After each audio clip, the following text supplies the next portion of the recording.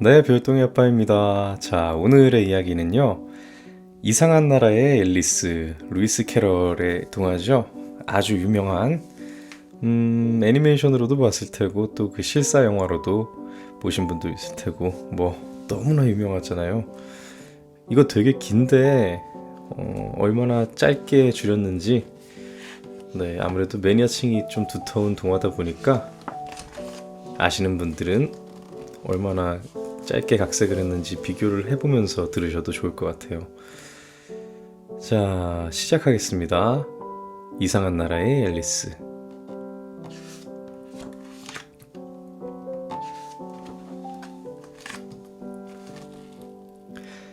햇빛이 따사로운 어느 봄날, 앨리스는 책을 읽고 있는 언니 옆에서 따분해했어요. 앨리스의 눈꺼풀이 살포시 감기려는 순간 멋지게 차려입은 하얀 토끼 한 마리가 앨리스의 눈앞으로 휙 하고 지나가는 게 아니겠어요? 바쁘다 바빠. 약속에 늦겠는걸? 빨리 가야지. 어딜 저렇게 급하게 가는 걸까? 앨리스는 하얀 토끼를 뒤따라갔어요. 들판을 가로질러 가던 하얀 토끼는 커다란 토끼 구멍 속으로 뛰어들었어요. 앨리스도 토끼를 따라 뛰어들었지요. 구멍은 우물처럼 깊고 어두웠어요. 한참을 아래로 떨어지던 앨리스는 어딘가에 도착했어요. 괜히 토끼를 따라왔어. 엄마가 위험한 곳에는 가지 말라고 했는데 도대체 여기가 어디지? 앨리스는 주위를 둘러보았어요. 주위에는 가구와 책들이 가득 있었어요. 앨리스는 자기가 어디에 와 있는 건지 알 수 없었어요. 그때였어요. 하얀 토끼가 작은 문으로 나가는 게 보였죠. 하얀 토끼님 기다려주세요. 앨리스도 토끼를 쫓아나가려고 했어요. 하지만 그러기엔 문이 너무 작았죠.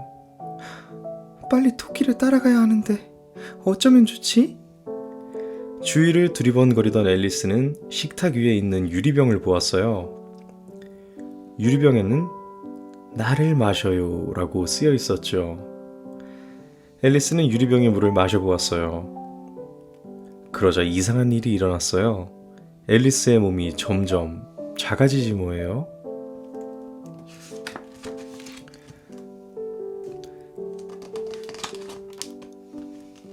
하지만 작은 문은 어느새 자물쇠로 꼭꼭 잠겨 있었어요.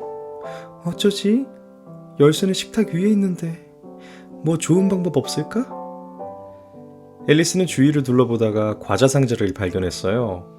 상자에는 나를 먹어요 라고 쓰여 있었죠. 앨리스는 과자를 먹어보았어요. 그러자 이번엔 앨리스의 몸이 쑥쑥 커지지 뭐예요. 난 몰라. 거인이 됐네. 앨리스가 울음을 터뜨리자 금세 커다란 강이 만들어졌어요. 강 위에는 유리병이랑 과자, 식탁이랑 상자, 부채가 둥둥 떠다녔어요. 마음이 답답했던 앨리스는 부채를 집어들고 붙이기 시작했어요. 그랬더니 앨리스의 몸이 또다시 쭉 줄어들었어요. 작아진 앨리스는 눈물강에 빠지고 말았어요. 강에는 도도새와 오리, 쥐들이 함께 헤엄치고 있었죠. 앨리스는 동물들과 함께 열쇠 구멍을 통해 밖으로 나올 수 있었어요. 앨리스는 있는 힘을 다해 땅으로 헤엄쳐 갔어요. 겨우 살았네. 그때였어요. 저 앞으로 하얀 토끼가 허둥지둥 뛰어가는 게 보였죠. 토끼님 같이 가요. 앨리스는 토끼를 뒤쫓아갔어요. 토끼는 커다란 집으로 들어갔어요. 앨리스도 뒤따라 들어갔죠. 하지만 토끼는 보이지 않고 커다란 과자 상자만이 놓여 있었어요. 와, 과자다. 이걸 먹으면 또 어떤 일이 생길까? 앨리스는 과자를 한 입 먹어보았어요. 그러자 순식간에 몸이 쑥쑥 커지지 뭐예요? 앨리스의 몸은 집을 뚫고 나왔어요. 괴물이 나타났다. 집 밖에 있던 동물들은 깜짝 놀라 앨리스에게 돌을 던지기 시작했어요. 앨리스는 얼른 주머니 속에 넣어둔 다른 과자를 먹어보았어요. 그러자 이번엔 몸이 다시 쭉 줄어들었죠. 앨리스는 집을 빠져나와 재빨리 풀밭으로 도망쳤어요.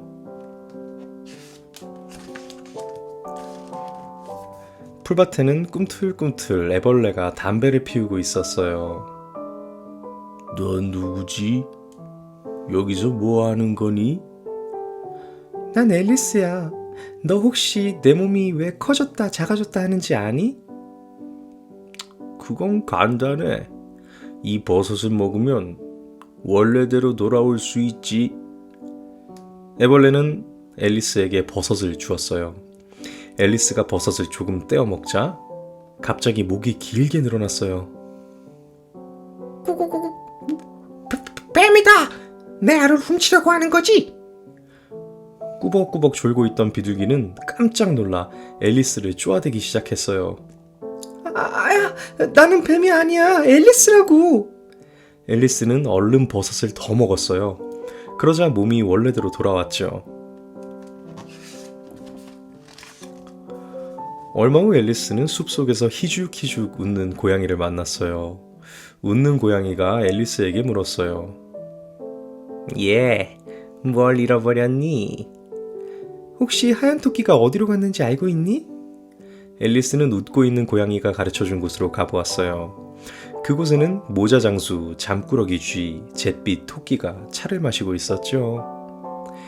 앨리스가 다가가자 셋은 한꺼번에 소리를 지르기 시작했어요. 여기엔 자리가 없어. 자리가 없다고. 뭐라고? 이렇게 빈자리가 많은데? 그들이 자꾸 이상한 말로 놀려대자 앨리스는 화가 나서 그곳에 나왔어요. 하얀 토끼를 찾아 한참을 걷던 앨리스는 커다란 정원에 도착했어요. 그곳에서는 정원사들이 하얀 장미를 빨갛게 칠하고 있었어요. 왜 하얀 장미를 빨갛게 칠하고 있죠? 하트 여왕님은 빨간 장미만 좋아하시거든. 만약 하얀 장미가 눈에 띄면 우리를 그냥 두지 않으실 거야. 그때였어요. 뚜뚜 나팔 소리가 나더니 하트 여왕과 카드 병정들이 나타났어요. 그곳엔 앨리스가 찾던 하얀 토끼도 있었어요.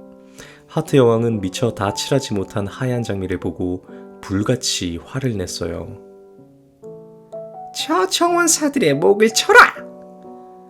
정원사들은 카드 병정들에게 끌려갔어요. 앨리스는 여왕 앞으로 다가가 공손하게 인사를 했어요. 안녕하세요. 전 앨리스라고 하는데 집으로 가는 길을 찾고 있어요. 나와 공놀이를 해서 이기면 가르쳐주지. 공놀이는 홍학을 방망이로 삼아 고슴도치 공을 멀리 치는 것이었어요. 고슴도치 공은 앨리스가 치면 제멋대로 달아났어요. 공놀이에서 이긴 여왕이 기분이 좋아서 앨리스에게 말했어요. 집으로 가는 길은 그리펀에게 물어보거라. 앨리스가 찾아가자 그리펀이 대답했어요. 그 일이라면 가짜 바다거북이 알고 있어요. 그러자 가짜 바다거북이 말했어요. 그건 재판관이 알고 있을 거야.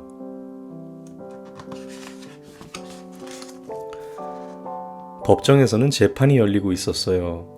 하얀 토끼가 종이에 적힌 죄목을 읽었어요. 잭이 여왕님의 파일을 훔쳐먹었다.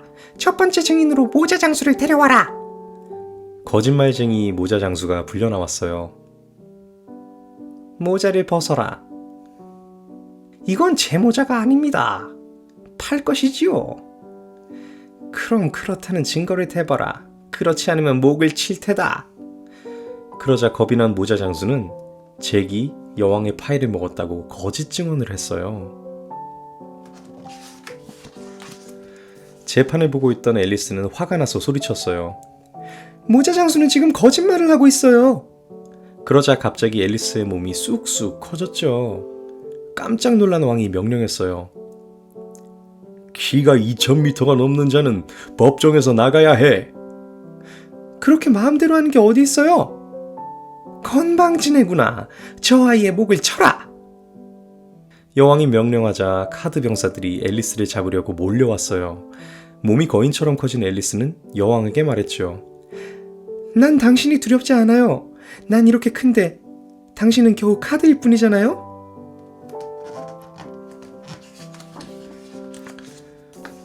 그런데 이게 어떻게 된 일이죠? 여왕을 놀리자 앨리스의 몸이 원래대로 작아졌어요. 다시 작아진 앨리스를 보고 여왕이 소리쳤어요. 어서 저 아이를 붙잡아 사형에 처하라. 카드 병사들은 앨리스에게 몰려왔어요. 앨리스는 하얀 토끼에게 소리쳤죠. 하얀 토끼님, 제발 집으로 돌아가는 길을 가르쳐 주세요. 앨리스는 하얀 토끼에게 가려고 했지만 카드 병사들 때문에 꼼짝할 수가 없었어요. 어떡해. 너희들 때문에 집에 돌아갈 수가 없잖아. 앨리스는 그만 울음을 터뜨리고 말았어요. 그때 어디선가 앨리스를 부르는 소리가 들렸어요. 앨리스, 앨리스, 그만 일어나. 그건 언니의 목소리였어요. 앨리스는 눈을 번쩍 떴어요. 언니가 앨리스를 쳐다보며 웃고 있었어요. 무슨 잠을 그렇게 오래 자니? 휴, 언니, 정말 이상한 꿈을 꾸었어. 꿈 이야기는 집에 가서 하고 어서 돌아가자. 이제 곧 어두워질 거야. 앨리스는 언니의 손을 꼭 잡고 집으로 돌아갔어요.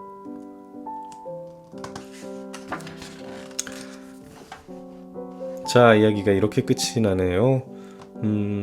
저는 사실 루이스 캐럴의 이상한 나라의 앨리스는 소설로 전권을 다 읽어본 건 아니에요. 근데 나온 이제 애니메이션이나 실사 영화는 다 봤거든요. 근데 그것도 전체 이야기가 다 들어있는 건 아니니까 오늘 이렇게 봤는데 제가 아는 내용들은 다 들어있네요. 근데 아무래도 그 경기가 크리켓이었나요? 그 홍학 가지고 고슴도치 치는 게? 그렇게 나왔던 것 같은데 이건 아무래도 아이들에게 들려주거나 아이들이 읽을 동화니까 그런 어려운 단어를 굳이 이렇게 더 추가하진 않은 것 같아요. 그냥 공놀이라고 하는 것처럼요. 이야기도 뭐 상당히 심플하게 돼 있고 웃는 토끼란다. 웃는 고양이는 막 이렇게 빙글빙글 돌고 얼굴만 떠다니기도 하고 연기처럼 사라지고 막 그러잖아요. 영화가 그런 의미에서는 되게 시각적인 걸 되게 잘 보여줘서 되게 재밌었는데 아무래도 좀 이렇게 글로 묘사하기에 길어지는 것들은 또 많이 생략한 게 보이네요. 아유, 그나저나 이거 어제 여운우이도 그렇고 참 제가 남자 중에서도 좀 목소리가 낮은 편이다 보니 여자 목소리 내는 게 너무 힘드네요, 진짜. 이걸 또 그렇다고 그냥 글 읽듯이 그냥 이렇게 읽을 수도 없고 그래도 다행입니다. 목소리가 많이 나아진 것 같네요. 자, 오늘 55번째 동화 루이스 캐럴의 이상한 나라의 앨리스였습니다.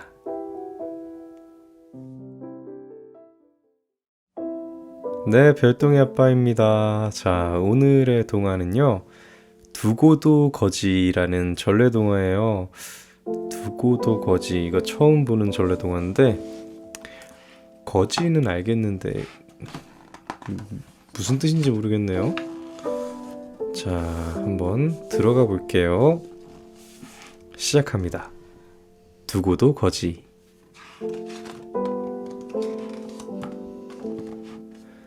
옛날 어느 마을에 정승 부부가 살았어요. 부부는 늙음하게 아들을 낳아 금이야 오기야 고이고이 키웠죠. 그러던 어느 날 한 스님이 찾아와 부부에게 말했어요. 대개 아드님은 고생을 안 하면 일찍 죽게 됩니다.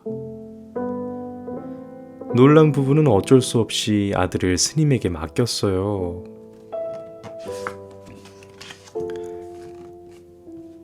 이제부터 너는 정승댁 도령이 아니다. 집에 온갖 것을 두고도 거지처럼 고생하며 지내야 하니 이제부터 너를 두고도 거지라고 부르겠다.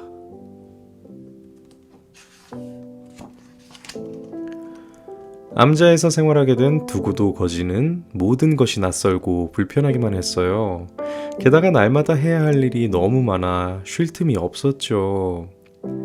꼭두 새벽부터 밥 짓고 뙤약볕 아래서 텃밭 갈고 휘청휘청 물 길어다 빨래하고 지게 가득 나무에다 장작 패며 온갖 굳은 일을 도맡아 했어요.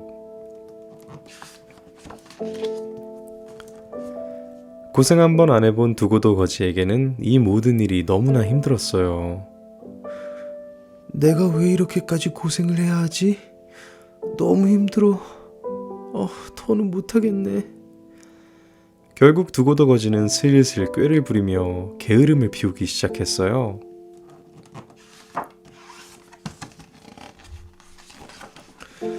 그러던 어느 날 밤 두고도 거지의 꿈속에 무시무시한 저승사자가 나타나 호통쳤어요. 네가 아직도 고생을 모르는구나. 내 오늘 네 목숨을 가지러 왔거늘. 스님의 공력이 너를 감싸고 있어 힘들겠구나. 스님 때문에 목숨을 건진 줄 알거라. 마지막으로 한 번 더 기회를 주겠으니 앞으로 3년 동안 남에게 밟히는 고생을 견디거라. 그러면 더 살게 해주고 그렇지 않으면 목숨을 잃게 될 것이다.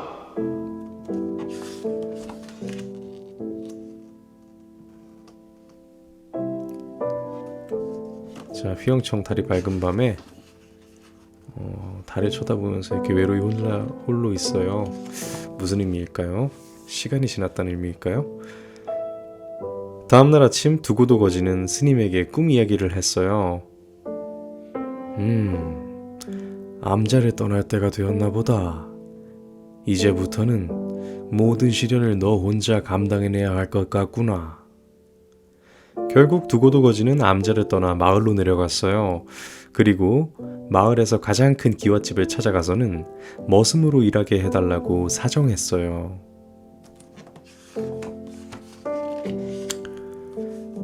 그리하여 김대감집 머슴이 된 두고도 거지는 새벽부터 밤 늦도록 열심히 일만 했어요.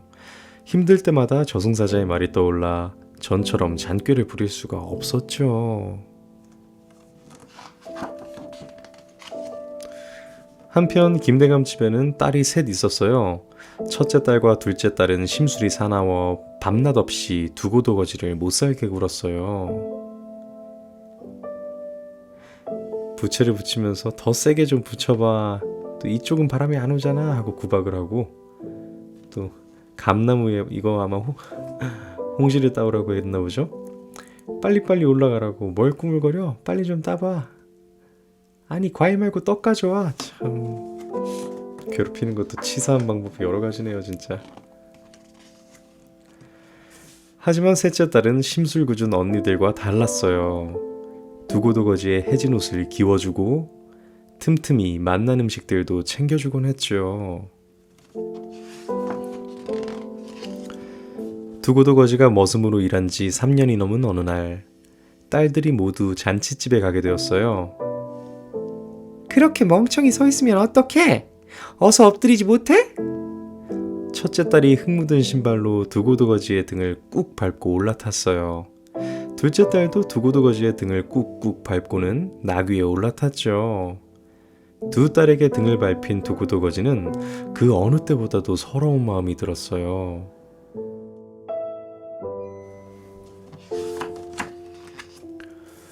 두고도 거지는 셋째 딸에게도 등을 내밀었지만 셋째 딸은 차마 올라탈 수가 없었어요.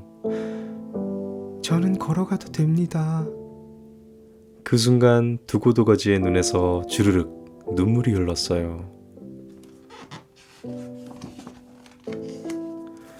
그날 밤 두고도 거지의 꿈속에 또다시 저승사자가 나타났어요. 3년 동안 남에게 밟히는 고생을 잘 참고 견뎠구나. 내 너에게 약속한 대로 더 살게 해주겠다. 꿈에서 깨어난 두고도 거지는 지난 3년의 세월이 꿈처럼 느껴졌어요. 이제야 집으로 돌아갈 수 있게 되었구나. 두고도 거지는 곧바로 김대감을 찾아가 지난 일들을 모두 이야기했어요. 그리고 그리운 집으로 돌아가게 되었답니다.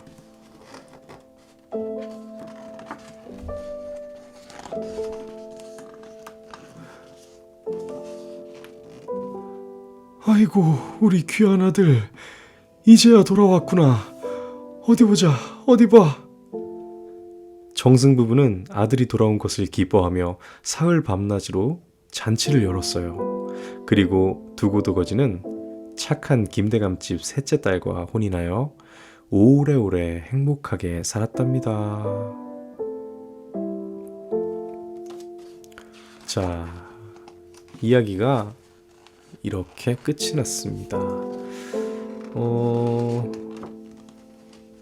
그러니까 자신이 가진 모든 것을 오늘날로 따지면은 이 적절한 용어가 금수저겠죠.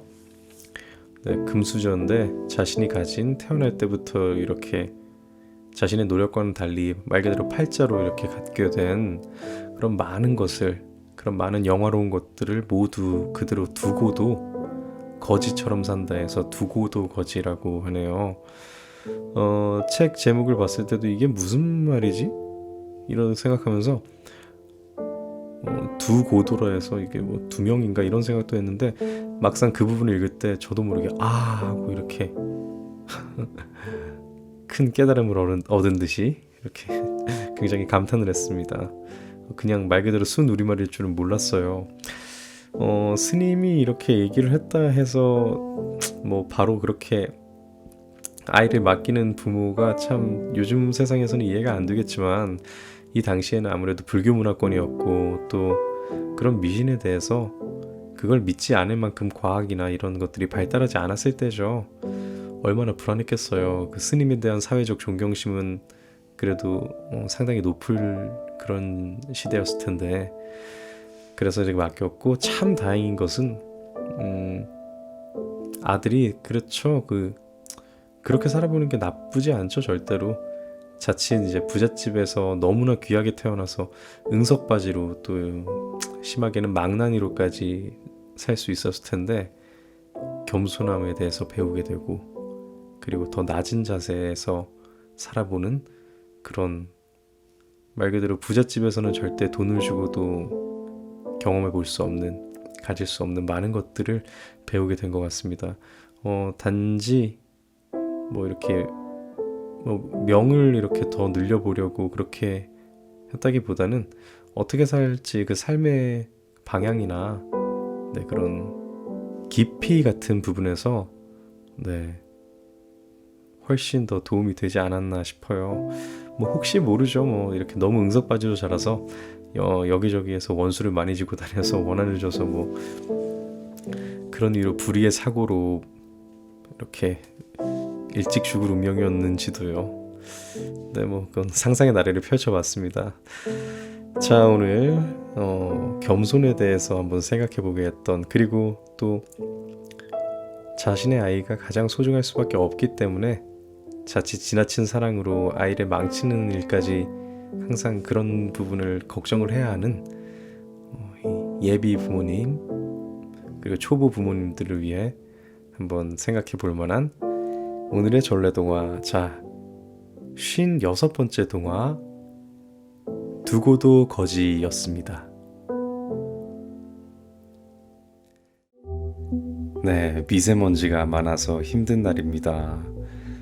그래도 여지없이 밤은 찾아왔죠. 자, 오늘의 동화는요, 어쩌면은 우리 채널에 가장 알맞는 동화 제목인 숲속의 잠자는 공주. 참 이거 제가 전에 한번 말씀드린 적 있죠.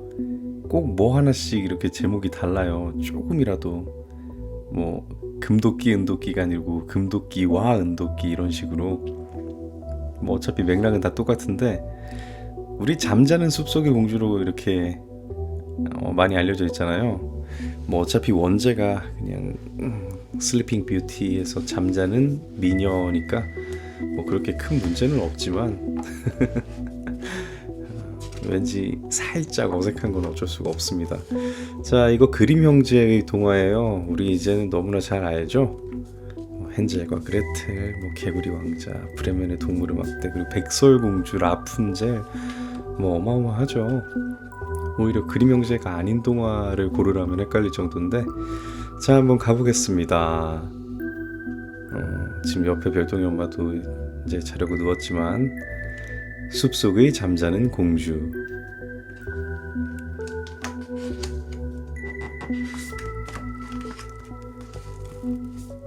옛날 어느 나라에 왕과 왕비가 살고 있었어요. 왕과 왕비는 딱 한 가지만 빼고는 모든 것이 행복했어요. 그것은 바로 아기가 없는 것이었어요. 왕과 왕비는 아기를 갖게 해달라고 정성을 다해 소원을 빌었어요. 여러 해 동안 애쓴 덕분에 왕비는 아기를 갖게 되었어요. 그리고 마침내 예쁜 공주가 태어났죠. 모든 백성들도 공주님의 탄생을 기뻐했어요. 얼마 후 어린 공주를 축복하기 위해 아주 지혜로운 7명의 요정들이 초대되었어요. 모두들 자리에 앉아 파티를 시작하려고 할 때였어요. 폐하, 왜 저를 초대하지 않으셨지요? 갑자기 한 늙은 요정이 모습을 나타냈어요. 사람들은 늙은 요정을 보고 깜짝 놀랐어요. 그 늙은 요정은 아주 심술궂고 포악하기로 소문이 나 있었거든요.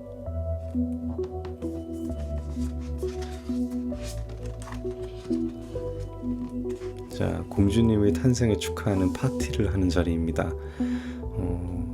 이렇게 사람들이 요정들이겠죠? 모여서 이렇게 축하를 하고 있는데 사람들이 깜짝 놀란 표정입니다. 창밖에 늙은 요정이 찾아왔거든요. 하나도 요정같이 안 생겼어요. 마녀같이 생겼는데, 자, 어떤 이야기일까요?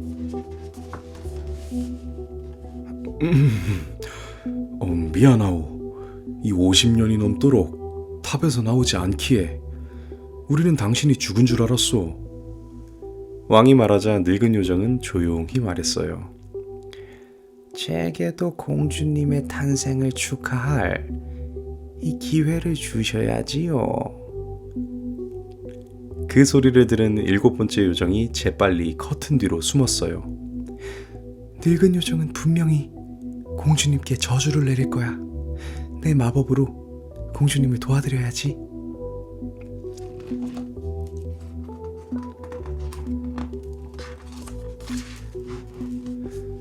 식사가 끝나자 요정들은 축복의 말을 하기 시작했어요. 세상에서 가장 아름다운 공주님이 되세요. 가장 지혜롭고 현명한 공주님이 되세요. 목소리가 가장 아름다운 공주님이 되세요. 6명의 요정들이 차례로 축복의 말을 했어요. 마침내 늙은 요정의 차례가 되었어요. 늙은 요정은 심술궂은 얼굴로 말했어요.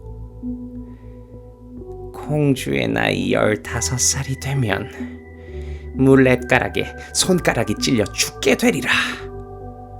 이 말을 남기고 늙은 요정은 떠나버렸어요. 왕과 왕비는 너무 놀라 온몸을 덜덜 떨기 시작했어요. 그때였어요. 커튼 뒤에 숨어있던 요정이 나오며 말했어요. 아직 끝나지 않았어요. 늙은 요정의 저주를 완전히 풀 수는 없지만 저희 축복이 남았으니까요. 공주님은 15살이 되는 해에 물레가락에 찔려 죽는 대신 깊은 잠에 빠지게 될 거예요. 하지만 방법이 있어요. 100년이 지나면 이웃나라 왕자님이 나타나 공주님을 깊은 잠에서 깨어나게 해드릴 거예요. 왕은 사랑스러운 공주가 불행에 빠지지 않도록 온 나라에 명령을 내렸어요. 나라 안의 모든 물레를 없애거라. 이 명령을 어기는 사람은 살려두지 않겠노라. 어느덧 세월이 흘러 공주가 15살이 되었어요. 공주는 요정들의 축복대로 아름답고 지혜로운 아가씨로 자라났어요. 그러던 어느 날이었어요. 공주는 홀로 성 안을 산책하고 있었어요. 성 안의 이곳저곳을 구경하며 돌아다니던 공주는 아주 낡은 탑을 보게 되었어요. 이런 곳에 탑이 있었네? 탑을 따라 꼬불꼬불한 계단을 오르던 공주는 꼭대기에 있는 작은 방까지 가게 되었어요. 그 방에서는 한 할머니가 물레로 실을 뽑고 있었죠. 공주는 난생 처음 보는 물건에 호기심이 생겼어요. 할머니, 이게 뭐예요? 물레라는 겁니다. 이 실을 뽑는 기계이지요. 참 신기하네요. 저도 한번 해볼게요. 공주는 물레를 만지려다가 그만 물렛가락에 손가락이 찔려 쓰러지고 말았어요. 아무도 모르게 물레를 돌리고 있던 할머니는 바로 공주에게 저주를 내린 늙은 요정이었어요.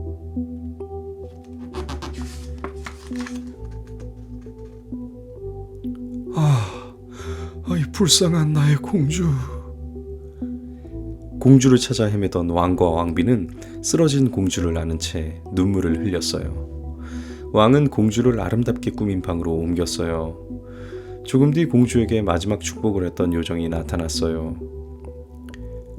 공주님이 깨어났을 때 아무도 없다면 무척 외로우실 것 같군요. 제가 성 안의 모든 것들이 공주님과 함께 잠들도록 해드리겠습니다. 요정이 마술 지팡이를 내리쳤어요. 그러자 성 전체가 깊은 잠에 빠져들었어요. 왕과 왕비도 잠들고 시종도 잠이 들었어요. 요리사도 잠들고 심지어 아궁이에 활활 타오르던 불도 조용히 잠들었어요. 성을 지키던 경비병까지 쿨쿨 잠들었어요. 깊은 잠에 빠진 성 주위에는 어느새 나무와 가시덤불이 무성하게 자라났어요. 어느덧 공주가 잠든 지 100년이 흘렀어요. 사냥을 나온 이웃나라의 왕자가 숲속에서 뾰족한 탑을 보게 되었어요. 저 뾰족한 탑은 무엇인가요? 왕자는 지나가는 한 노인에게 물었어요. 저 탑에는 아름다운 공주가 잠들어 있다고 들었습니다. 100년이 지난 뒤에 어떤 왕자가 나타나 이 공주를 잠에서 깨워줄 거라는 말이 있지요. 그래요? 그렇다면 한번 가봐야겠군요. 왕자는 말을 타고 숲으로 들어갔어요.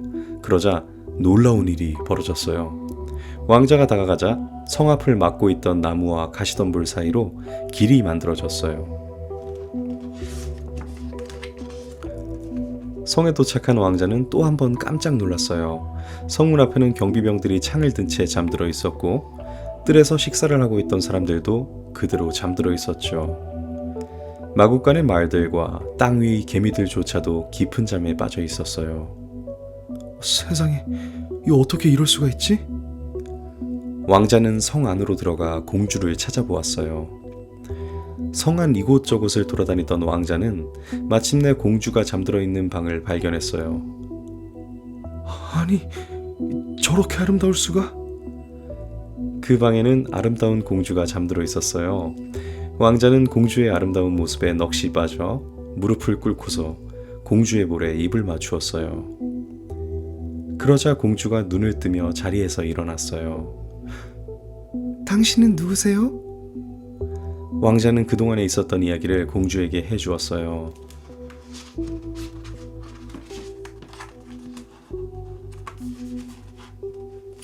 자, 왕자가 아름다운 공주가 잠든 모습을 물끄러미 바라보고 있어요. 이 다음에 입을 맞추었겠죠? 그 다음에 어떻게 되었을지 자, 한번 들어가 볼게요. 공주가 잠에서 깨어나자 성 전체가 잠에서 깨어났어요. 성을 감싸고 있던 나무와 가시덤불도 모두 사라져 버렸죠. 잘 잤다. 사람들은 아무 일도 없었다는 듯 기지개를 켰어요. 아우 배고파. 어서 식사를 해야겠어. 그러고는 모두들 바쁘게 움직이기 시작했어요. 서로 사랑하게 된 공주와 왕자는 온 백성의 축복 속에 성대한 결혼식을 올리고 행복하게 살았어요.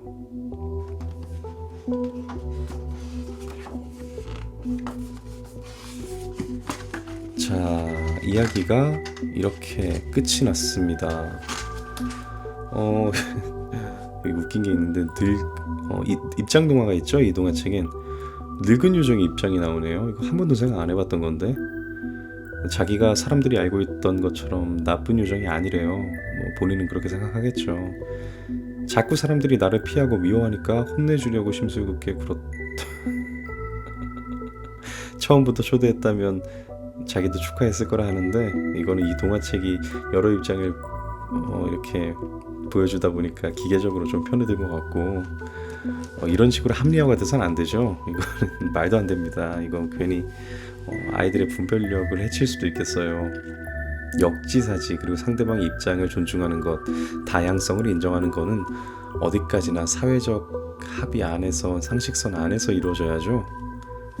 마냥 잘못된 사람들까지 다 두둔할 수는 없는 거죠. 이거 보면서 문득 드는 생각이 우리 왜 최근에 왜 그런 얘기 하잖아요. 이제 과거 사진들이 막 보고 뭐 심하게는 뭐 이렇게 유인원들 아니면 과거 현생 인류의 조상들 이제 이미지를 보면서 내가 시대를 잘못하고 태어났다 뭐 이런 얘기들, 뭐 개화기 미녀다, 뭐 100년 전 미녀다, 뭐 구석기 시대 뭐 그런 얘기도 많이 나오는데 100년 만에 이렇게 눈을 떴다 하는데 야, 이게 왕자 입장에서 이제 페이지를 넘기기 전에 그런 생각이 들더라고요. 100년 전에 예뻤다는데 이거 미의 기준이 바뀌었으면 어떡하나 이런 생각이 드는 게, 자, 이게 우리가 다 아는 내용이죠. 뭐 너무나 잘 아는 내용이라서 뭐 그 작은 부분의 차이도 별로 없었던 것 같은데 저희 이제 임신했을 때 전 아나운서셨던 이제 배현진 앵커께서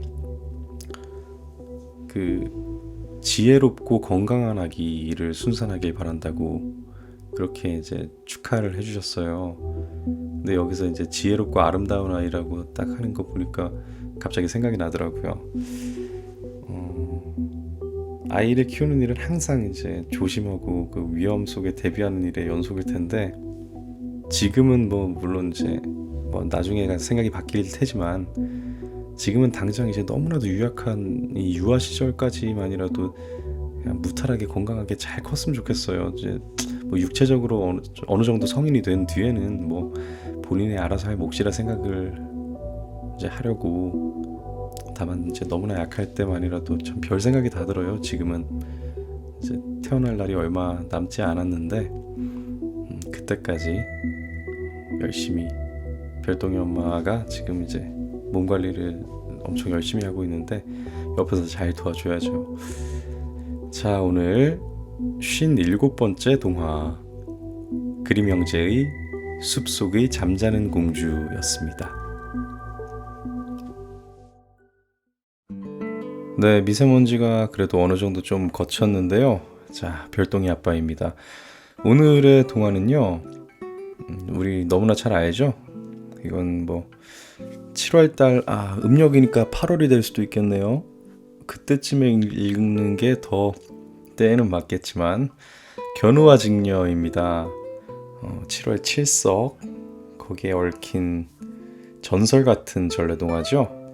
자, 미세먼지가 어느 정도 좀 거쳐서 숨통이 좀 트이는데 한번 들어가 보도록 하겠습니다. 자, 금석맹약이라는 약속에 대한 사자성어가 있네요. 우리 다 아는 내용이지만 이 책엔 또 어떤 내용으로 이야기를 풀어가고 있는지 볼게요. 시작합니다. 견우와 직녀. 아주 오랜 옛날 하늘나라 임금님에게 예쁜 딸이 있었어요.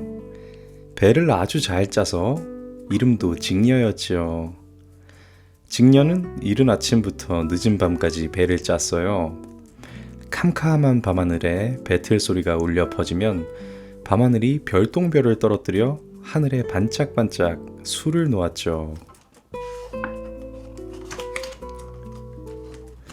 직녀는 정성 들여 짠 옷감으로 하늘나라 사람들이 옷을 만들었어요. 직녀가 만드는 옷은 너무나 아름다워서 하늘나라 선녀들이 무척 좋아했어요. 이렇게 곱고 예쁜 옷을 만드는 직녀 공주님은 아마 마음씨도 이 옷처럼 고우실 거야. 선녀들이 기뻐하는 모습을 보고 마음이 흐뭇해진 직녀는 더욱더 열심히 배를 짰어요. 하늘나라에 향긋한 봄이 왔어요.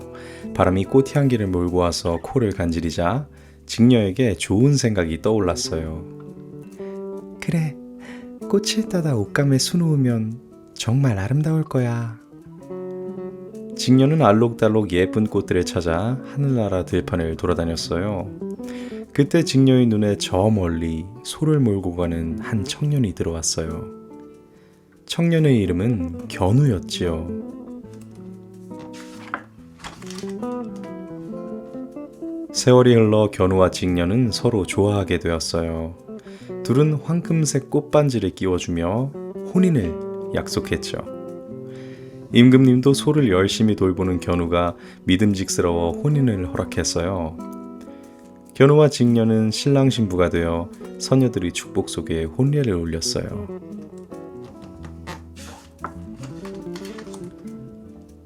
부부가 된 견우와 직녀는 행복한 시간을 보냈어요.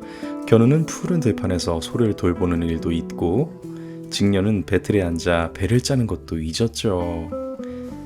이제 하늘나라에는 철커덕철커덕 배틀 소리도 우와 우와 소 모는 소리도 들리지 않게 되었어요.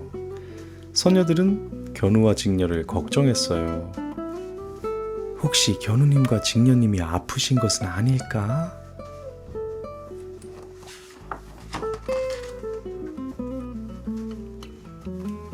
선녀들이 걱정스러운 표정으로 내팽개쳐진 이 옷감들과 옷감이라기보다는 실이죠. 실들과 이런 옷감 짜는 기구들을 보면서 되게 걱정을 하고 있어요.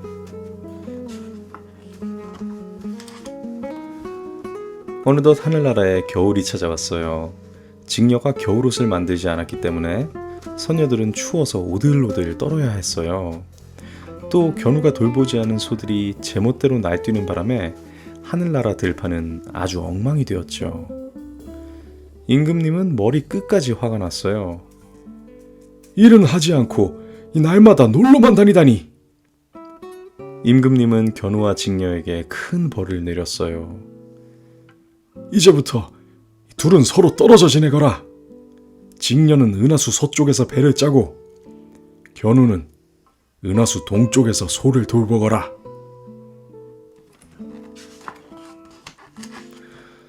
견우와 직녀는 뒤늦게 눈물을 흘리며 후회했지만 이미 돌이킬 수 없었어요. 임금님도 벌을 내리긴 했지만 사랑하는 두 사람을 떼어놓으려니 마음이 아팠죠. 그래서 1년에 한 번 음력 7월 7일에만 견우와 직녀가 만날 수 있도록 허락해 주었어요.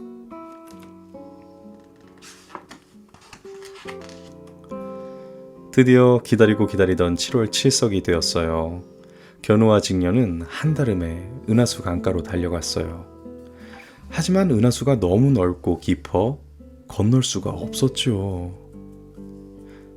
보고 싶은 견우님, 보고 싶은 직녀님.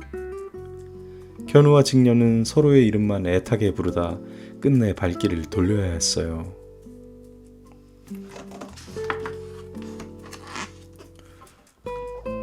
(7월 7석이) 되어도 만날 수가 없는 견우와 직녀는 웃음을 잃고 눈물로 세월을 보냈어요. 은하수를 건널 수 있다면 좋으련만. 견우와 직녀가 흘린 눈물은 하늘나라 아래로 아래로 흘러내려 땅 위의 숲과 마을을 휩쓸었어요. 그 바람에 땅 위에 살던 사람들과 동물들이 큰 고통을 받았죠.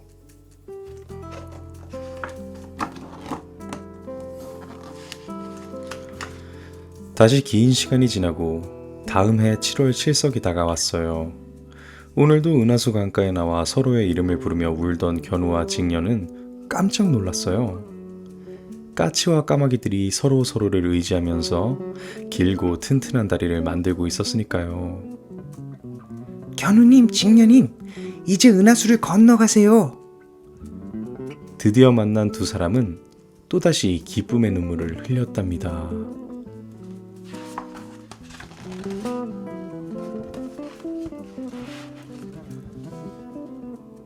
견우와 직녀는 다음 해 7월 칠석을 약속하며 눈물 대신 엷은 미소를 머금은 채 헤어졌어요.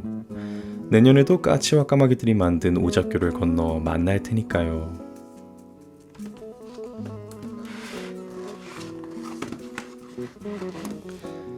다시 하늘나라와 땅 위에 평화가 찾아왔어요. 다만 아직도 7월 칠석 날에는 견우와 직녀가 만나 흘리는 기쁨의 눈물이 부슬부슬 비가 되어 땅을 적시곤 한답니다.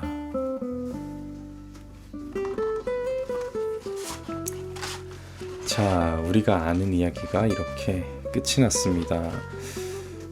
이거 이름 자체가 사실 여기 직업과 그대로 관련이 돼 있어요. 이거 배를 잘 짠다 해서 이 직자가 이제 직조할 때 그 직자거든요. 그래서 배를 짜는 여자라서 이제 직녀고요. 견우 자체가 이제 소를 친다는 거예요. 네, 소를 끈다는 거. 그래서 견우라고 이름이 돼 있는데 까마까치 오작교라고 우리 알고 있죠. 그 오작교도 까마귀 오자, 까치 작자를 쓰기 때문에 오작교입니다. 말 그대로 이제 까마귀, 까치, 다리 이 뜻이죠. 있는 그대로예요. 우리 요즘 아마 저처럼 이렇게 시골에서 자란 분들이 아닌 이상 은하수를 제대로 보신 분들은 아마 없을 거예요. 요즘에는 저 고향에 가도 은하수 안 보이거든요. 뭐 환경오염 때문이다라고 뭐 그런 얘기 많이 하는데 사실 그렇지는 않아요. 환경오염 때문에 하늘이 뿌얘져서 안 보인다기보다는 빛의 산란 때문이에요. 이제 인공광이 참 많아졌죠. 밤이라 해서 더는 어둡지 않잖아요. 이제 가로등도 있고 뭐 가로등이 제일 많겠지만 또 건물의 빛도 있고 그래서 그런 빛들이 이제 계속 산란이 되기 때문에 밤하늘을 더는 까맣게 안 만들어요. 우리 하늘 쳐다봐도 그냥 남색 정도 보이지 아예 검은색이다 이런 생각 안 들잖아요. 근데 옛날 이제 과거에 우리 조상들이나 아니면 뭐 조상까지 갈 필요도 없겠어요. 가깝게는 우리 부모님 세대만 해도 밤이 되면은 정말 칠흑 같다라는 말 있죠. 달이 뜨지 않는 밤은 정말 까만색이었어요. 저는 어렸을 때도 그렇고 제법 컸을 때도 그 본 기억이 있는데 하늘에는 별이 정말 많습니다. 정말 쏟아질 것 같이 많아요. 그 중에 은하수는 정말 명확하게 보이거든요. 저게 진짜 별이 흐르는 강이겠구나 이런 생각이 들 정도로 라이온킹에서는 푼바가 그걸 가지고 고구마 같다고 하죠. 가운데가 좀 넓어서 좀 고구마 모양 같기도 해요. 네, 이제 근데 참 이게 보면서 좀 안타까운 게 안타깝다기보다는 좀 너무하다는 생각이 드는데 그 임금님 그 직녀의 아버지죠. 아니 그 벌을 준 것까지 좋아요. 그래요. 뭐 왕관을 쓸 자 뭐 그 무게를 견뎌라라는 말도 있듯이 평범한 신분이 아니었으니까 뭐 지킬 건 지켰어야 했는데 뭐 벌을 그래서 줬다고 쳐요. 근데 1년에 한 번은 만나게 해준다면 만나라라고 그냥 무책임하게 허락만 할 게 아니라 좀 어떻게 만나게 해주든가. 가운데 은하수가 있는 걸 뻔히 그 모르지 않았을 텐데 양쪽으로 그렇게 나눠놨으면. 그러니까 괜히 애꿎은 눈물 하염없이 흐르다가 애꿎은 이 땅 위의 사람들만 그 피해를 받은 거 아니겠어요. 둘은 또 얼마나 슬펐을까.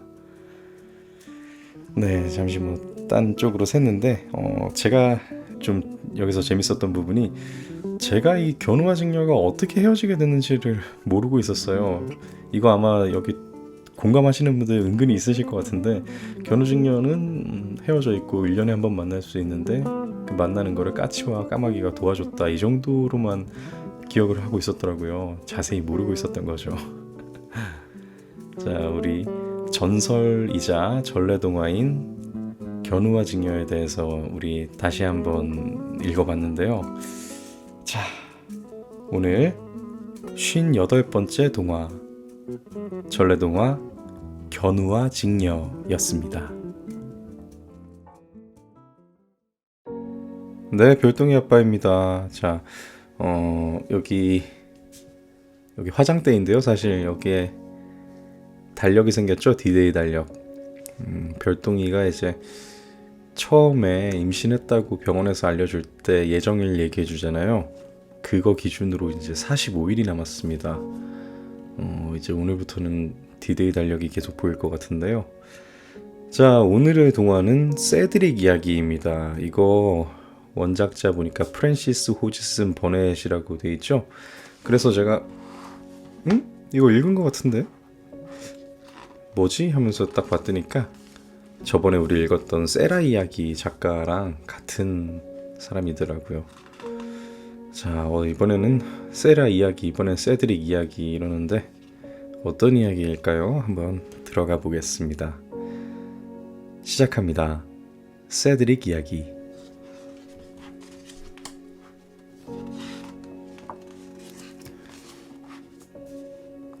이제 곧 8번째 생일을 맞게 될 세드릭은 엄마와 함께 미국에 살고 있는 총명한 아이랍니다. 아빠는 세드릭이 갓난아이일 때 돌아가셨어요. 세드릭의 아빠는 원래 영국 사람이었어요. 하지만 할아버지가 미국 여자인 엄마와의 결혼을 반대하자 미국에서 살게 된 거였죠. 어느 날 세드릭이 집에 낯선 손님이 찾아왔어요. 저는 드린코트 백장님의 변호사입니다. 백장님께서는 아드님을 영국으로 데려가길 원하십니다. 변호사의 말을 들은 엄마는 곰곰이 생각했어요. 잠시 후 엄마는 세드릭에게 물었어요. 세드릭, 영국에 계신 할아버지께서 널 만나고 싶으시다는구나. 네 생각은 어떠니? 저도 할아버지를 뵙고 싶어요. 세드릭의 말을 들은 엄마는 영국에 가기로 결정했어요. 세드릭은 이웃 사람들에게 작별 인사를 했어요. 영국에 계신 할아버지 댁으로 가게 되었어요. 모두들 안녕히 계세요. 이웃 사람들도 세드릭과 헤어지는 게 너무나 섭섭했어요.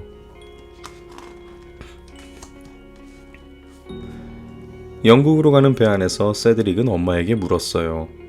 엄마, 할아버지는 왜 아빠랑 엄마의 결혼을 반대하셨나요? 할아버지는 네 아빠가 나보다 더 좋은 사람을 만나 결혼하길 원하셨단다. 엄마의 말에 세드릭은 고개를 갸우뚱하며 말했어요. 하지만 할아버지도 엄마를 보시면 반드시 좋아하시게 될 거예요. 엄마는 세드릭이 사랑스러운 듯 미소 지으셨어요. 배가 영국에 도착했을 때 세드릭은 엄마와 헤어져야 한다는 것을 알게 되었어요. 세드릭, 엄마와 떨어져 살지만 네가 원한다면 언제든지 엄마를 만나러 갈 수 있단다. 변호사의 말에 세드릭은 씩씩한 얼굴로 말했어요. 좋아요, 엄마. 다시 만날 때까지 건강하세요. 드린코트 백작의 집은 으리으리한 성 같았어요. 할아버지 안녕하세요? 세드릭은 공손하게 인사를 했어요. 잘 왔다, 세드릭. 할아버지는 무뚝뚝한 얼굴로 대답했죠. 세드릭은 환하게 웃는 얼굴로 다시 말했어요. 이곳에 오기 전에 친구들에게 자랑을 많이 했어요. 친절하고 훌륭하신 할아버지를 뵈러 가게 되었다고요. 하지만 백작은 여전히 무뚝뚝한 얼굴로 세드릭을 바라볼 뿐이었어요. 자기가 반대한 결혼을 한 아들에 대해 아직까지도 화가 나 있었거든요. 식사 시간이 되자 세드릭은 할아버지를 부축하며 말했어요. 할아버지, 저를 붙잡으세요. 할아버지는 조금 놀란 듯 세드릭을 바라보며 생각했어요. 그 미국 여자가 아이는 잘 기른 것 같군. 세드릭이 조그만 어깨에 한 손을 올려놓으니 그 옛날 아들과 함께 걷는 듯 했죠.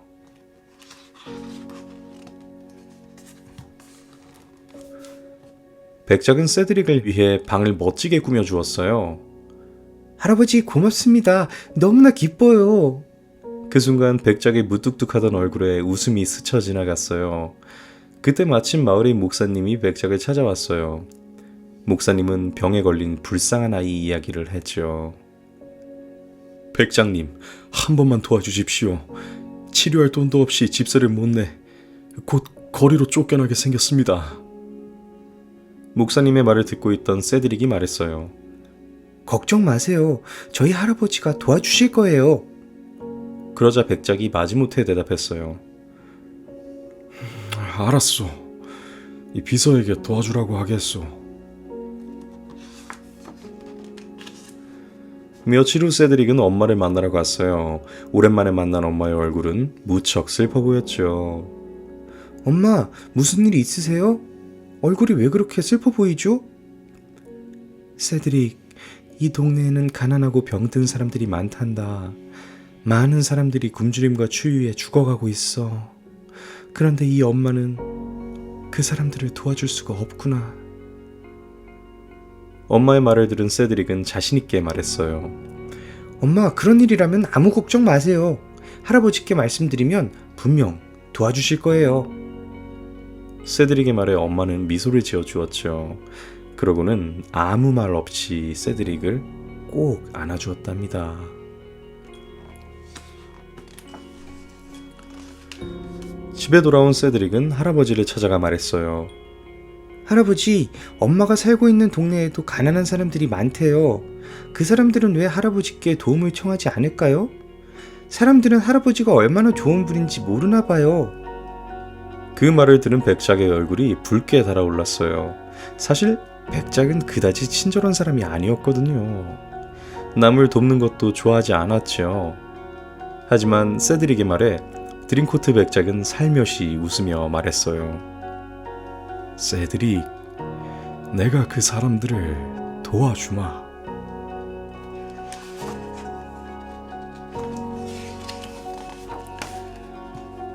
시간이 갈수록 백작은 세드릭의 사랑스러움에 빠져들었어요.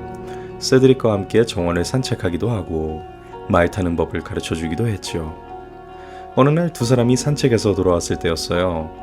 집 앞에 많은 사람들이 모여 있었죠. 백작을 보자 사람들은 달려와서 인사를 했어요. 백장님, 큰 은혜를 베풀어 주셔서 고맙습니다.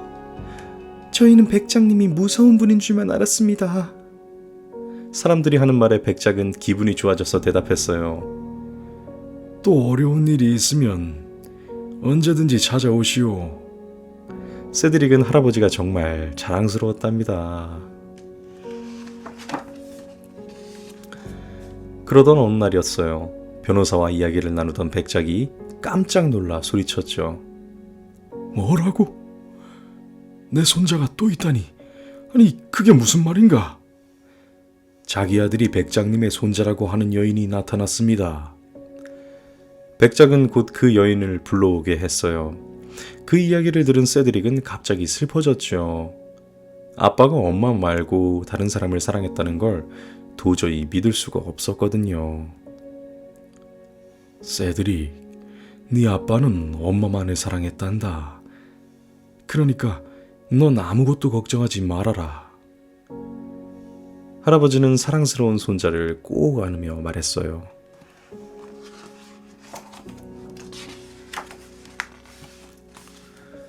드림코트 백작에게 새로운 손자가 나타났다는 이야기가 멀리 미국까지 전해졌어요. 빵집 홉스 아저씨가 신문에 난 기사를 보며 세드릭을 걱정하고 있을 때였어요. 곁에서 신문을 넘겨다 보던 구두닦이 딕이 깜짝 놀라 소리쳤죠. 어? 저 여자가 왜 신문에 났지? 아이 틱, 네가 아는 사람이냐? 그럼요. 저 여자는 마음씨 고약한 제 형수였어요. 형도 도저히 함께 살 수 없다며 얼마 전에 헤어진걸요? 네 말이 사실이라면 어서 드림코트 백작의 변호사에게 알려주어야겠구나. 홉스 아저씨로부터 소식을 전해들은 백작의 변호사는 곧바로 딕의 형을 증인으로 초청했죠. 딕의 형수는 아무것도 모른 채 아들을 데리고 백작의 집에 나타났어요. 여자는 전 남편을 보고도 처음 보는 사람인 것처럼 시치미를 뗐어요. 하지만 여자가 데려온 아이는 달랐죠. 아빠! 우리 아빠예요! 아이는 소리치며 아빠의 품에 안겼어요. 자신의 아들이 드림코트 백작의 손자라고 주장하던 여인은 허겁지겁 그 자리에서 도망을 쳤죠.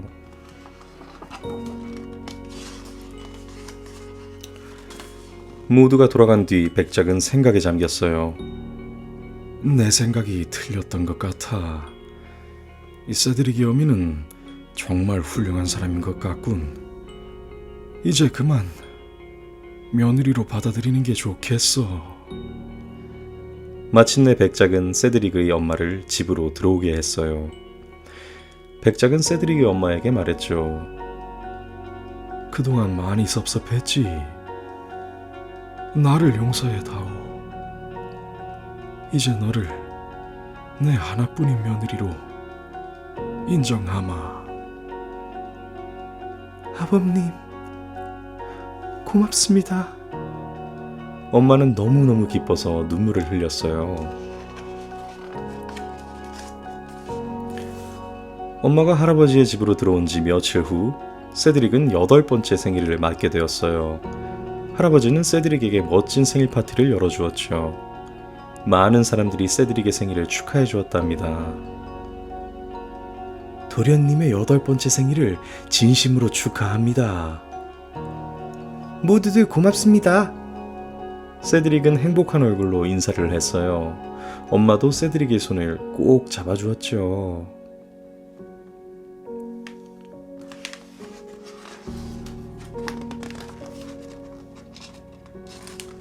자, 이야기가 이렇게 끝이 났습니다.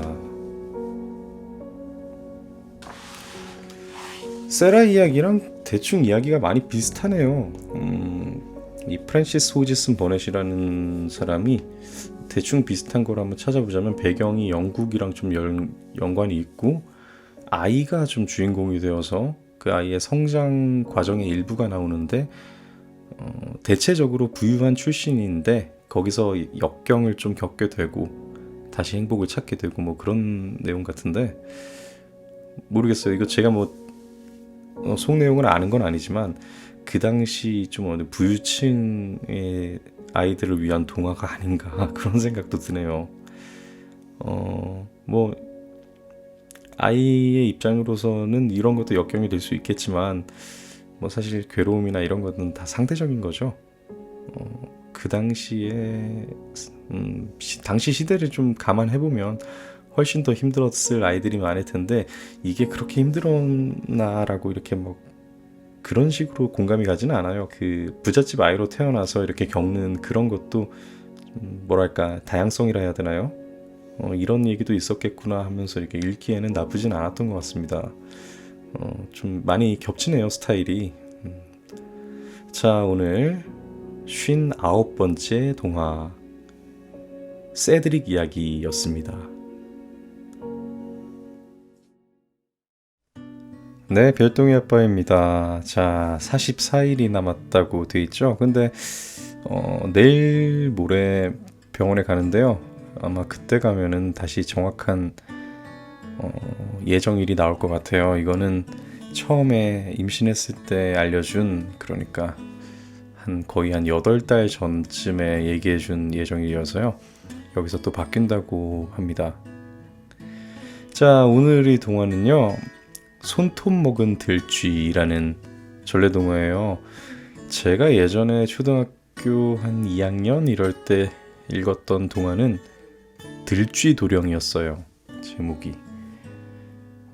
대충 아시는 분들도 있으실 거예요. 이 동화 때문에, 이 전래동화 때문에 손톱을 함부로 밖에서 깎지 말라 뭐 이런 얘기 나왔습니다. 밤에 깎지 말라는 얘기도 좀 있는데 그거는 왜 그런지 모르겠네요. 아무튼 밖에 나가서 함부로 깎지 말고 손톱을 함부로 버리는 게 아니다라는 그런 얘기를 어른들이 하시는데 이 동화랑 관련이 있어요. 한번 모르시는 분들은 흥미롭게 한번 들어보시면 좋을 것 같아요. 자, 시작합니다. 손톱 먹은 들쥐.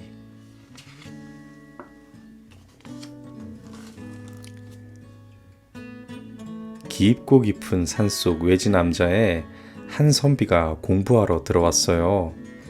그곳은 너무나 외로운 곳이었어요. 하루가 가고 이틀이 가고 몇 날 며칠이 가도 사람 구경하기가 힘들었죠.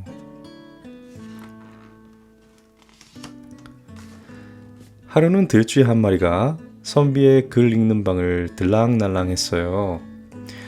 집이었다면 당장 쫓아버렸겠지만 외로운 선비는 들쥐에게 이것저것 먹을 것을 주었어요. 그러던 어느 날이었어요. 선비가 손톱을 깎고 있는데 들쥐가 손톱을 받아먹는 게 아니겠어요? 이 녀석 봐라. 선비는 다른 손톱도 깎아 들쥐에게 던져주었어요. 그런데 그날 이후 들쥐는 나타나지 않았어요. 고양이에게 잡혀먹었나? 선비는 대수롭지 않게 생각하고 그 일을 까맣게 잊었어요. 3년 뒤 공부를 마친 선비는 고향으로 향했어요.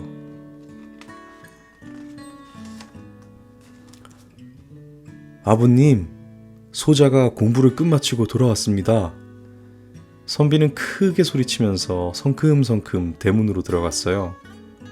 그런데 선비는 깜짝 놀라 그 자리에 멈춰서고 말았어요. 거울을 보듯 자신과 똑같이 생긴 사람이 눈앞에 우뚝 서 있었기 때문이었죠. 선비를 본 가족들도 모두 놀라 서로 얼굴만 쳐다보았어요. 뭐라고? 네가 내 아들이라고? 아버지는 기가 막힌 듯 선비의 얼굴을 뚫어지게 쳐다보았어요. 여기를 봐도 똑같고 저기를 봐도 똑같으니 도대체 누가 내 아들이지?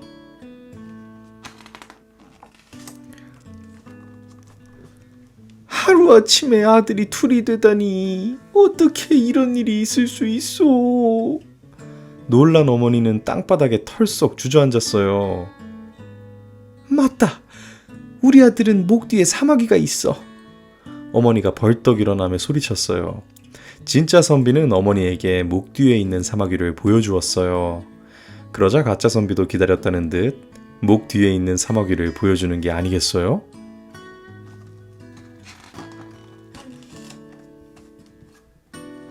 두 선비는 모든 것이 똑같았어요. 생김새와 사마귀는 물론 배꼽 옆에 난 점과 손금까지 다른 것이 하나도 없었죠. 우리 집안 보물이 어디 있는지 찾아오너라. 이번엔 아버지가 나섰어요. 진짜 아들이라면 조상 대대로 내려오는 보물이 있는 곳을 모를 리 없다고 생각한 거예요. 보물을 이거 어디에 두었었더라? 진짜 선비는 기억이 가물가물했어요. 그도 그럴 것이 오랫동안 집을 떠나 있어서 보물이 있는 곳을 잊었던 거죠. 하지만 가짜 선비는 보물이 있는 곳을 알고 있었어요. 3년 동안 아들로 살면서 숟가락 숫자까지 훤히 꿰고 있었거든요. 가짜 선비는 냉큼 달려가 보물을 찾아왔어요. 어디서 감히 우리 아들 행세를 해? 화가 난 아버지는 하인들에게 소리쳤어요. 못 들었느냐? 당장 저놈을 내쫓지 않고! 아버지 호통에 하인들은 몽둥이를 들고 달려들었어요. 결국 진짜 선비는 집에서 쫓겨나고 말았답니다.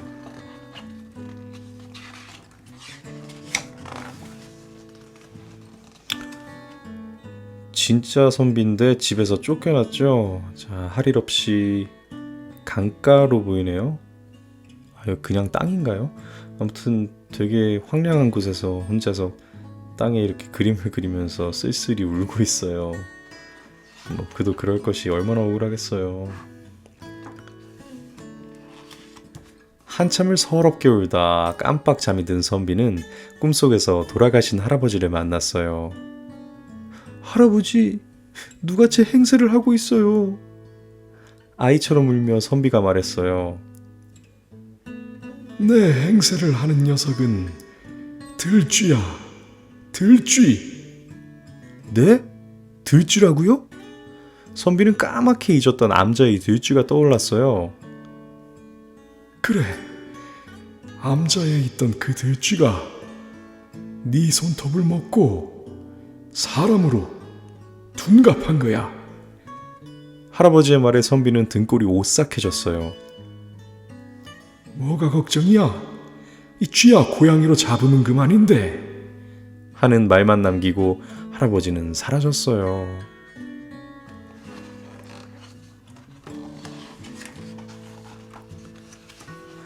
다음날 선비는 고양이 한 마리를 도포에 품고 집으로 갔어요. 마침 가짜 선비가 대문을 나서고 있었어요. 선비가 고양이를 꺼내자 발톱을 세운 고양이가 가짜 선비에게 달려들었어요. 고양이에게 목덜미를 물린 가짜 선비는 어느새 흉측한 들쥐로 변해 있었어요. 이게 어찌 된 일이냐? 선비는 그동안 있었던 일들을 모두 이야기했어요. 아이고, 귀한 내 아들, 어디 좀 보자. 어머니는 선비를 덥석 끌어안았어요. 아버지도 놀란 가슴을 쓸어내렸죠. 진짜 아들도 몰라보고 내가 아들을 쫓아냈다니 정말 큰일 날 뻔했구나. 그 후로 선비는 손톱을 함부로 버리지 않았어요. 혹시 들쥐가 먹으면 큰일 나잖아요.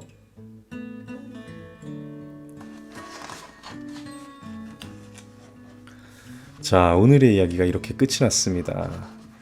우리나라에 이거 뭐라 하나요? 미신이라고 보통 많이 표현하죠.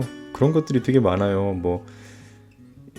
여러분은 어떤 게 있었나요? 저 같은 경우는 저는 이제 문지방 위에 이렇게 올라서는 게 왠지 안정감이 있더라고요. 이게 전생에 닭이었는지. 근데 이게 복 나간다, 큰일 난다 이러면서 문지방에 못 올라가게 했고, 또 다리 떨지 마라, 여기 또 있네요.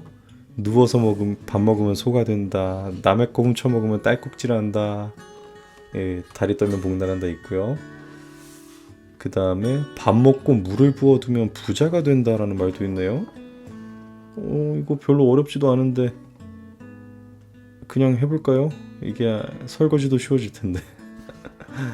이거 아까 그리고 서두에 했던 얘기 나오네요. 밤에 손톱을 깎으면 재수가 없다. 이거 왜 그럴까요? 옛날에는 지금처럼 밝은 전등이 없었어요. 물론 손톱깎이도 없었고요. 그러니 어두침침한 곳에서 뭉툭한 가위로 손톱을 깎다가 손을 다쳐 피가 나기 일쑤였죠. 그랬대요. 하긴 그렇네요. 손톱깎이가 없었네요. 전등도 없었고. 어두운 데서 이제 가위로 깎다가 다치니까 아이들 보고 하지 말라고. 엄청 많아요. 1년 단위가 있는데 설날에 나쁜 일이 생기면 1년 내내 안 좋다. 그리고 인일이라고 하는데 음력 1월 7일이래요. 이때 칼질을 하면 손을 벤다. 임신하는 사람은 우와, 이거 들려드려야겠어요. 우리 전통적으로는 옛날에는 임신한 사람한테 이런 걸 기피하게 했대요. 불러드릴게요. 비둘기, 참새, 오리, 문어, 개고기, 비늘 없는 생선 등 거의 대부분이 동물성 식품.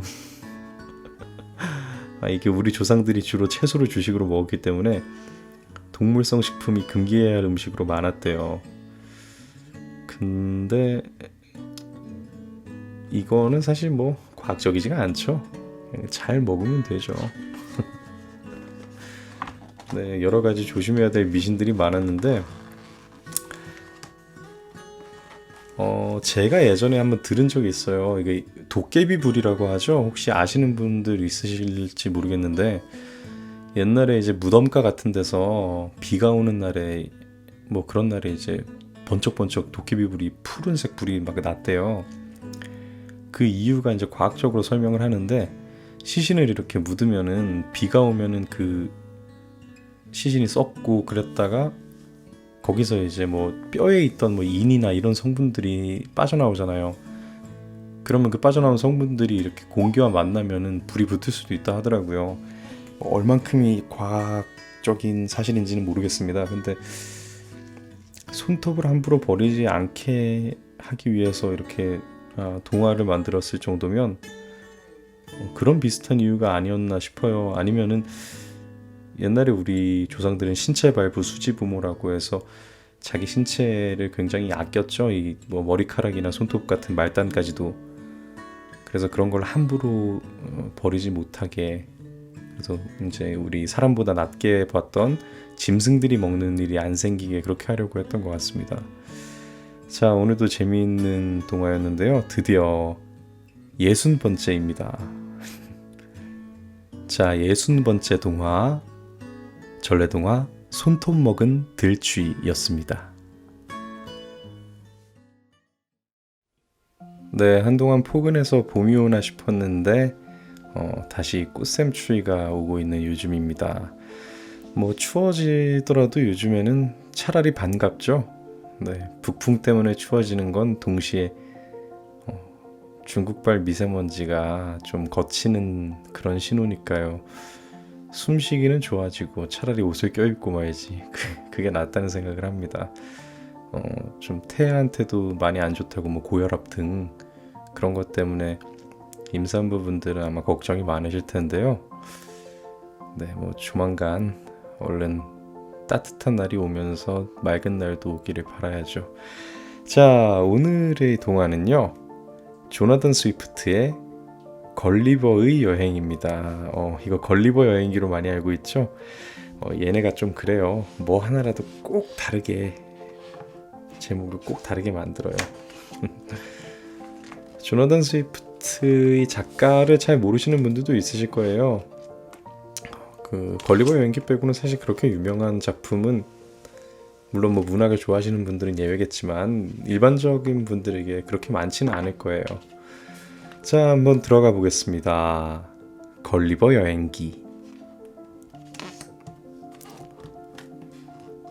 옛날 영국의 작은 항구 마을에 걸리버라는 의사가 살고 있었어요. 걸리버는 여러 나라를 여행하고 싶은 꿈이 있었어요. 어느 날 걸리버에게도 여행을 떠날 수 있는 기회가 찾아왔어요. 먼 바다로 떠나는 엔틸로프호의 담당 의사가 되었거든요. 엔틸로프호를 타고 여러 나라를 여행하던 걸리버는 무서운 폭풍을 만나게 되었어요. 조심해! 앞에 바위가 있다! 모두 배를 꽉 잡아! 선장이 소리쳤어요. 하지만 산더미 같은 큰 파도에 휩쓸린 배는 암초에 부딪혀 산산조각이 나고 말았어요. 사람 살려! 사람 살려! 선원들은 모두 물에 빠져 허우적거렸어요. 걸리버는 거친 파도를 헤치며 온 힘을 다해 헤엄쳐 갔어요. 얼마 후 바닷가에 도착한 걸리버는 그 자리에 쓰러져 잠이 들었어요.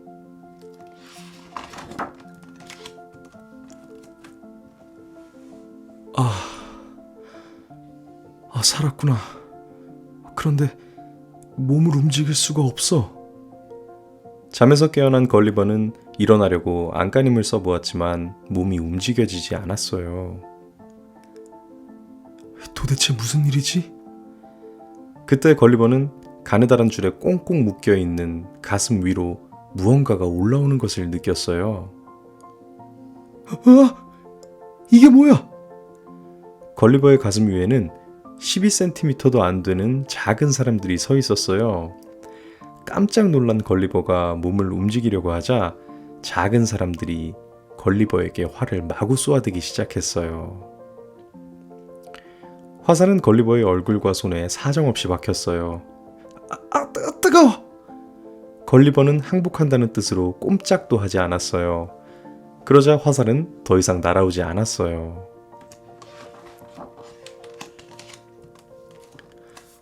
하루 종일 묶여있던 걸리버는 배가 고파 견딜 수가 없었어요. 그래서 이번에는 몹시 배가 고프다는 신용을 했어요. 거인이 배가 고픈가 봐. 작은 사람들은 한참 동안 회의를 하더니 사다리를 타고 올라와 걸리버의 입에 음식을 넣어 주었어요. 잠시 후 걸리버는 다시 깊은 잠에 빠져들고 말았어요. 음식 속에는 잠드는 약이 있었거든요. 영차, 영차.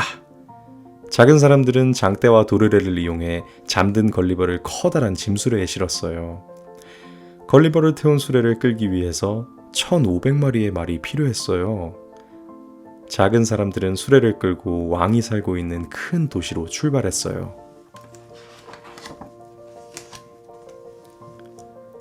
걸리버를 태운 수레는 이틀 만에 큰 도시에 도착했어요.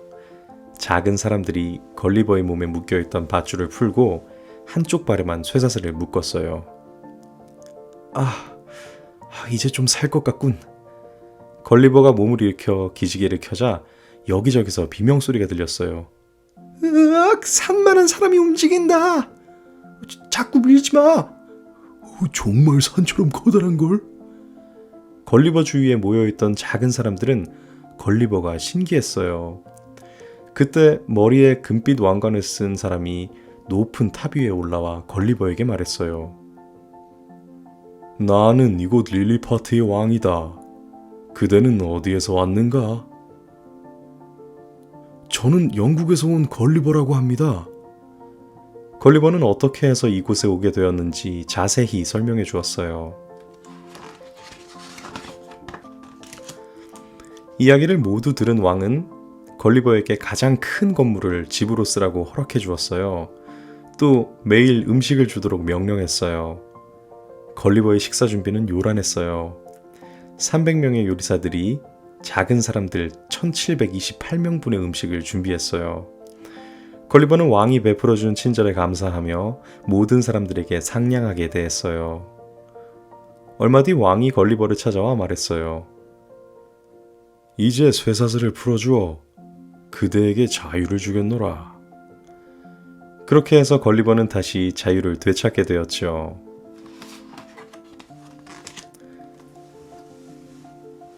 릴리파트에 있는 것은 뭐든지 작았어요. 궁전과 집들은 모두 장난감 같았고, 소는 생쥐만 했고, 양은 겨우 메뚜기만 했어요. 자, 길 좀 비켜주세요. 걸리버가 지나갑니다. 조심하세요. 걸리버는 길거리를 지나갈 때 항상 조심조심 다녔어요. 잘못했다가는 집과 사람들이 다칠 수 있기 때문이었어요. 걸리버는 릴리파트 사람들과 어울리며 즐겁게 지냈어요. 특히 아이들은 걸리버의 손바닥에서 춤을 추기도 하고 머리카락 속에 들어가 장난이 치기도 했어요. 걸리버는 그 모습을 보는 것이 즐거웠고 작은 사람들은 친절한 걸리버를 좋아했어요. 그래서 릴리파트 사람들은 걸리버를 산만한 사람이라고 부르며 친구로 여겼답니다. 릴리파트의 바다 건너편에는 블레퍼스크라는 나라가 있었어요. 두 나라는 달걀을 깨는 방법이 달라 오랫동안 전쟁을 하고 있었어요. 릴리파트 사람들은 달걀을 깰 때 뾰족한 부분을 깼어요. 하지만 이웃나라 블레퍼스크 사람들은 뭉툭한 부분을 깨뜨렸어요. 달걀을 깰 때 뾰족한 부분을 먼저 깨도록 하라. 릴리파트의 왕이 오랫동안 이어져 오던 전통을 마음대로 바꾸면서 전쟁이 시작되었어요. 법을 어기는 사람에게는 엄한 벌을 내리겠다. 왕이 혼자서 결정한 일이었기 때문에 백성들은 혼란스러웠어요. 새로운 법을 따르고 싶지 않았던 사람들은 이웃나라로 도망쳤어요. 그래서 블레퍼스크의 가장 용감한 군사들은 릴리파트에서 떠난 사람들이 대부분이었어요. 걸리버, 큰일 났어요. 이웃나라의 군사들이 쳐들어오고 있어요. 어느 날 왕의 신하가 걸리버를 찾아와서 말했어요. 걸리버, 임금님께서는 당신이 도와주실 거라고 믿고 있습니다. 물론이지요. 왕의 은혜에 보답할 수 있어서 저도 기쁩니다. 걸리버가 해변으로 나가보니 바다 저 멀리에서 이웃나라의 배들이 보이기 시작했어요. 여러분, 굵은 철사와 밧줄을 구해주세요. 바다가 깊지 않다는 것을 확인한 걸리버가 사람들에게 말했어요. 마을 사람들과 군사들이 철사와 밧줄을 가지고 모여들었어요. 걸리버는 밧줄을 3개씩 합쳐서 튼튼하게 만들고 철사로 만든 갈고리를 달았어요. 걸리버가 갈고리가 달린 밧줄을 가지고 바다로 첨벙첨벙 걸어 들어가자 사나운 파도가 일었어요.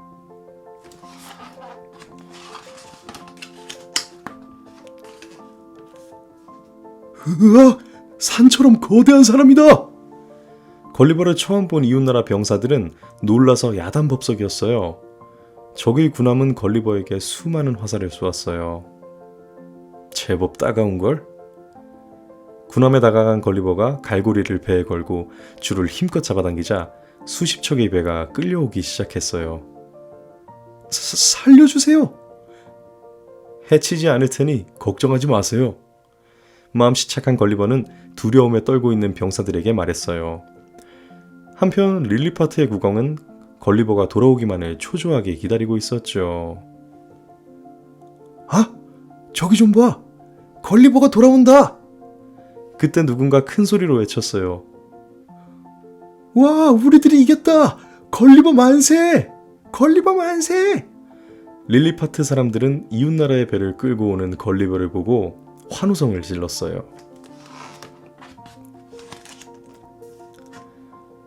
릴리파트 사람들과 왕은 걸리버가 무척 믿음직스러웠어요. 하지만 걸리버를 싫어하는 사람들도 있었어요. 해군 대장도 그 중에 한 사람이었는데 자기가 세울 공을 빼앗겼다며 걸리버를 몹시 미워했어요. 걸리버, 어디 두고 보자. 걸리버를 쫓아낼 기회만 노리던 해군 대장에게 좋은 생각이 떠올랐어요. 해군 대장은 걸리버가 음식을 얼마나 많이 먹는지 왕에게 보여주기로 했어요. 그래서 커다란 식탁을 마련한 뒤 걸리버를 궁궐에 초대했어요. 걸리버가 밥을 먹는 모습은 정말 요란스러웠어요. 걸리버는 큰 접시의 음식들을 한 입에 다 삼켜버렸어요. 이 온 나라 안의 음식을 모두 먹어버리고 말겠군. 왕은 걱정이 되기 시작했어요. 다음날 임금님이 걸리버를 불렀어요.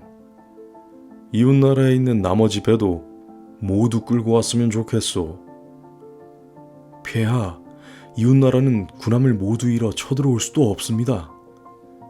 걸리버가 말했지만 왕은 고집을 꺾지 않고 싸우고 싶어 했어요. 이웃나라를 자기 나라 땅으로 만들려는 욕심이 생긴 거였죠. 안 됩니다. 이웃나라에서 먼저 싸움을 시작했지만 이제는 평화롭게 지내야 합니다. 무엇이라고? 내 명령을 거역하겠단 말인가? 걸리버가 왕의 말을 듣지 않자 왕은 불같이 화를 냈어요. 얼마 뒤 블레퍼스크 왕이 찾아와 사이좋게 지내자고 얘기했어요. 걸리버가 나서서 설득하자 왕은 결국 싸우지 않기로 약속을 했어요. 그 후 걸리버는 전쟁을 막아낸 공으로 큰 상을 받았어요.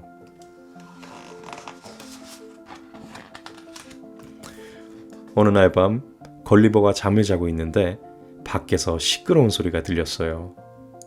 불이야, 불. 궁전에 불이 났다. 불이야. 그 소리에 놀란 걸리버가 궁전으로 달려가 보니 건물에서 연기가 나고 있었어요.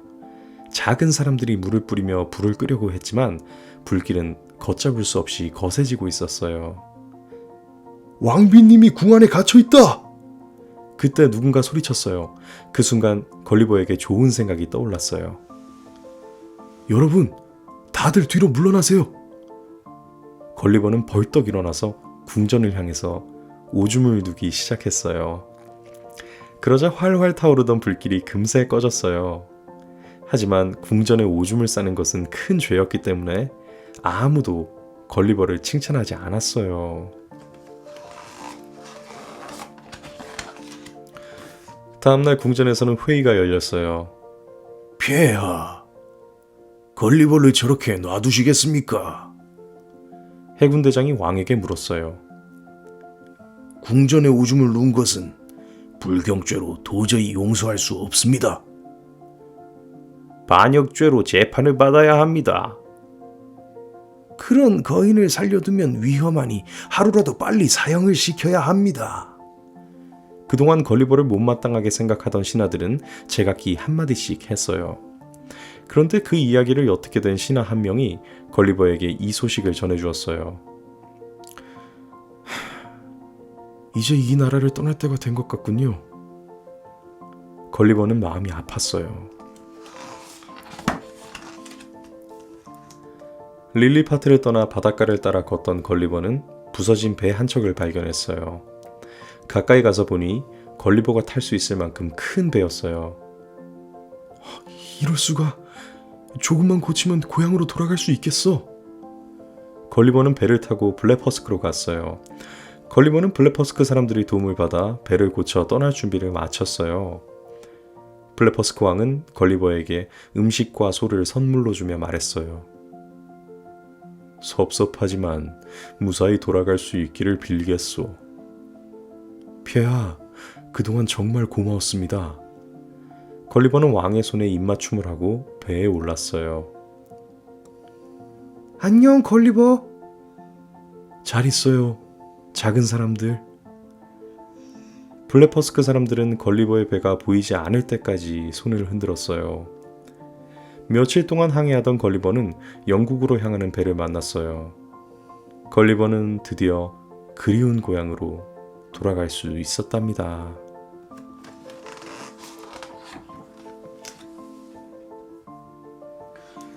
자, 이야기가 이렇게 끝이 났는데요.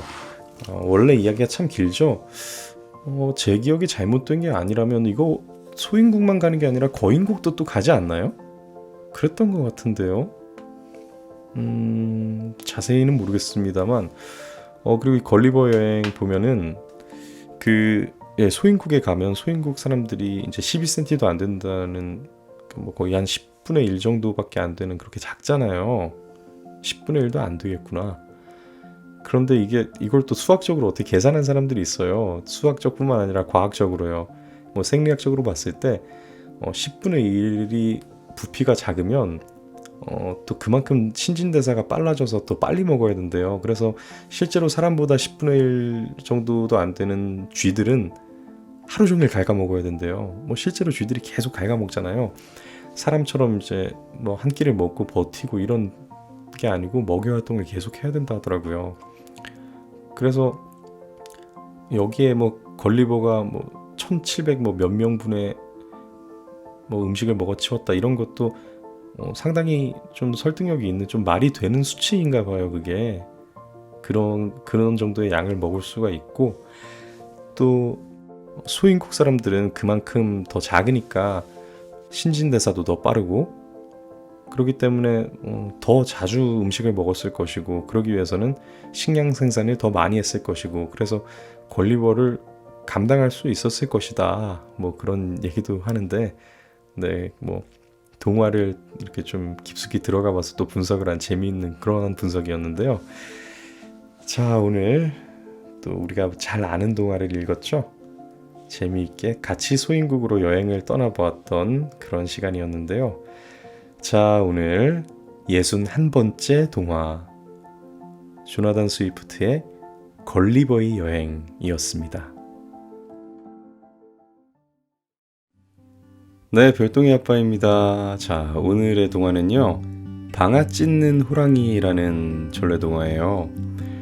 이건 제목을 봤을 때도 전혀 모르겠어요. 우리 별똥이 엄마는 방아 찢는 토끼를 호랑이가 쫓아내고 이제 달에서 자기가 찢는다고 그런 얘기를 하는데, 재밌는 상상 같습니다. 방아 찢는 토끼를 쫓아낸 호랑이로 해서 한번 우리가 만들어 보죠, 뭐. 글을 한번 써봐야 되겠습니다. 자, 전화위복이라는 익숙한 사자성어가 나오는데요. 자, 어떻게 전화위복을 했을까요? 한번 들어가 보겠습니다. 방아 찢는 호랑이. 옛날 깊은 산골에 사이좋은 오누이가 살고 있었어요. 부모님이 밭에 나가면 하루 종일 둘이서 집을 보았죠. 호랑이가 올지 모르니 문을 꼭 닫고 있거라. 부모님은 신신당부를 하고는 일을 나갔어요. 오누이는 얼른 방 안으로 들어가 문을 꼭 잠갔어요. 그리고 화롯불에 통통한 감자를 구워 먹으며 오순도순 사이좋게 부모님을 기다렸어요. 솔솔솔 구수한 감자 냄새가 온 산에 진동했어요. 그때 배고픈 호랑이 한 마리가 그 냄새를 맡고는 한 걸음에 오누이 집으로 내려왔어요. 호랑이는 연방 코를 벌름벌름 거렸어요. 엄마 아빠가 벌써 오셨나? 문 앞에 거뭇거뭇한 그림자를 본 누이 동생이 문을 열어보려 했어요. 잠깐만 기다려. 오빠는 누이 동생을 막아서며 문틈으로 바깥을 찬찬히 살펴보았어요. 순간 오빠의 얼굴이 하얗게 질렸어요. 호랑이다.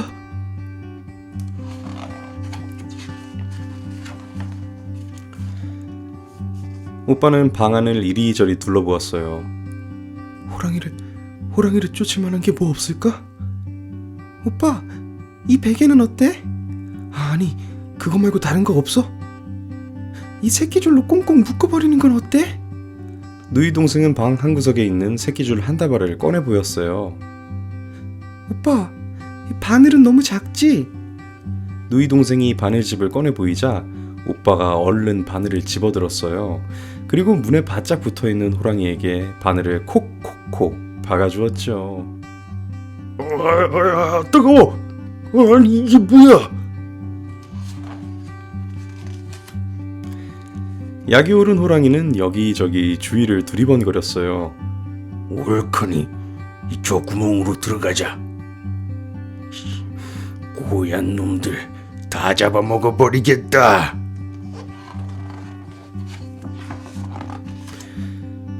호랑이가 아궁이로 들어간다. 빨리 나가자.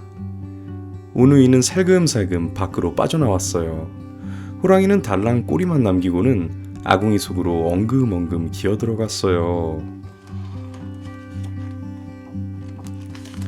오빠는 재빨리 집단에 물을 잔뜩 묻혀서 아궁이 속으로 꾹꾹 쑤셔넣고 불을 지폈어요.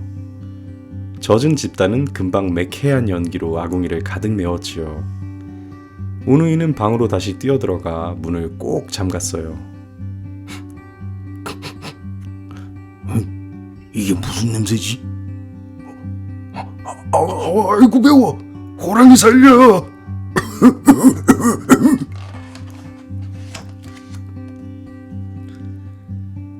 버둥버둥거리며 겨우 아궁이를 빠져나온 호랑이는 몹시 화가 났어요. 고얀 놈들 다 잡아먹어버리겠다. 내가 집 안으로 꼭 들어가고야 말 테다. 집 밖을 빙글빙글 돌던 호랑이가 순간 훌쩍 뛰어올랐어요. 지붕 위에 올라앉은 호랑이는 크고 두툼한 뒷발로 낡은 초가집 지붕을 쿵쿵 내리쳤어요.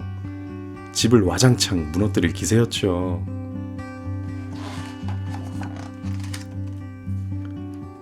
결국 지붕에 구멍이 뻥 뚫리면서 호랑이의 뒷발이 불쑥 나타났어요. 깜짝 놀란 오누이는 걸음아 날 살려라 밖으로 뛰쳐나갔어요.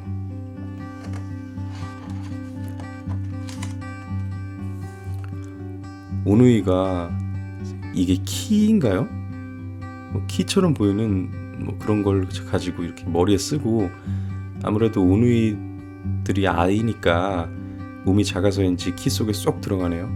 그걸 쓰고 이제 도망가고 있어요. 호랑이는 이제 집을 뒷발로 부순 것 같은데 뭔가 왜 눈치를 보는 표정이죠? 항아리 속에 숨어 보기도 하고 나무 위에 올라가 보기도 하고 나무 그릇 뒤에 숨기도 하고. 자, 어떤 일이 벌어질까요?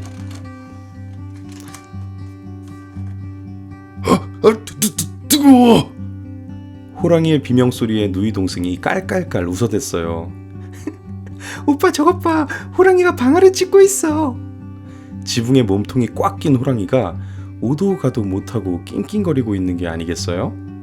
게다가 바닥에 쏟아진 뜨거운 감자 때문에 두 발을 쉴 새 없이 움직이는 것이 꼭 방아를 찢는 것처럼 보였죠. 호랑이가 방아 찢는 모습을 바라보던 오누이는 부엌으로 달려가 좁쌀 포대를 들고 왔어요. 누이 동생이 좁쌀을 화토불에 들들 볶으면 오빠가 발밑에 주르르륵 뿌려놓았죠. 그러면 호랑이가 쿵덕쿵 쿵덕쿵 방아를 찧었어요.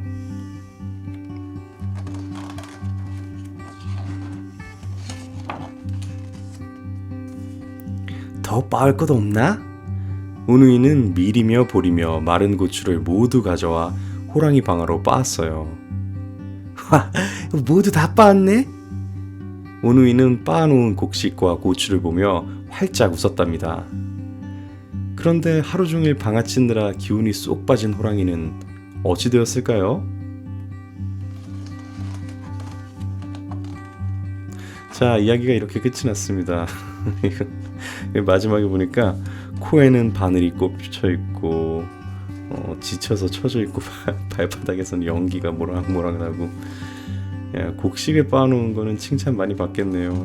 바늘이고 근데 이거 사실 어차피 동화니까 그렇지만 한번 조금 깊이 들어가 보면 어머니의 이제 바느질 도구, 그 당시에 쇠바늘은 비쌌을 텐데, 귀했을 텐데 그거 다 꺼내놨죠. 그다음에 집은 지붕이 무너져서 뭐 거의 반 박살이 났는데 거기에 이제 온갖 거를 다 빻았으니까 얼마나 난장판이겠어요. 게다가 그걸 뭐 어떻게 쓸지도 모르는데 일단은 빻아놨으니 거의 뭐 나홀로 집의 급이네요. 도둑은 잡았으나 집은 엉망이 된. 여기도 그렇죠. 호랑이로부터 살아남았으나 잃은 게 너무 큰 다이아드급의 문제 해결인데요. 아궁이로도 들어갔잖아요. 젖은 집 잔뜩 넣어놔가지고 온갖 연기가 꽉 차게 만들고. 야, 고생 많이 했겠다 이거 호랑이가. 그나저나 끝나고 나서 부모님이 참 되돌아오셨을 때 고생길이 훤하네요 아주. 네. 그래서 아이들끼리 집에 두면 안 된다는 얘기가 여기서 나오나 봐요. 이거 앞에 시작하기 전에 이 방아 찢는 호랑이 제목만 보고 유추를 해보면서 별똥이 엄마가 이제 달나라로 가는 거 아니냐, 토끼를 쫓아내고 대신 찢는 거 아니냐 이런 얘기했는데 그거랑 다르게 방아를 찢는 거네요. 호랑이가 쿵쿵 대니까 그게 마치 방아를 찢는 것 같았다. 예전에는 이렇게 호랑이 때문에 일이 많았죠. 산속에 호랑이가 많았으니까 호환이라 했어요. 그래서 우리 옛날에 우리 비디오 빌려보면 앞에 뭐 옛날 어린이들은 호환, 마마, 전쟁 등이 뭐 이렇게 얘기하면서 호환이 나오죠. 거기도 마마는 천연두고요. 거기서 나오는 것처럼 이제 호랑이에게 물려가는 일이 흔해서 그 국가적으로 대책을 세우고 그랬다고 합니다.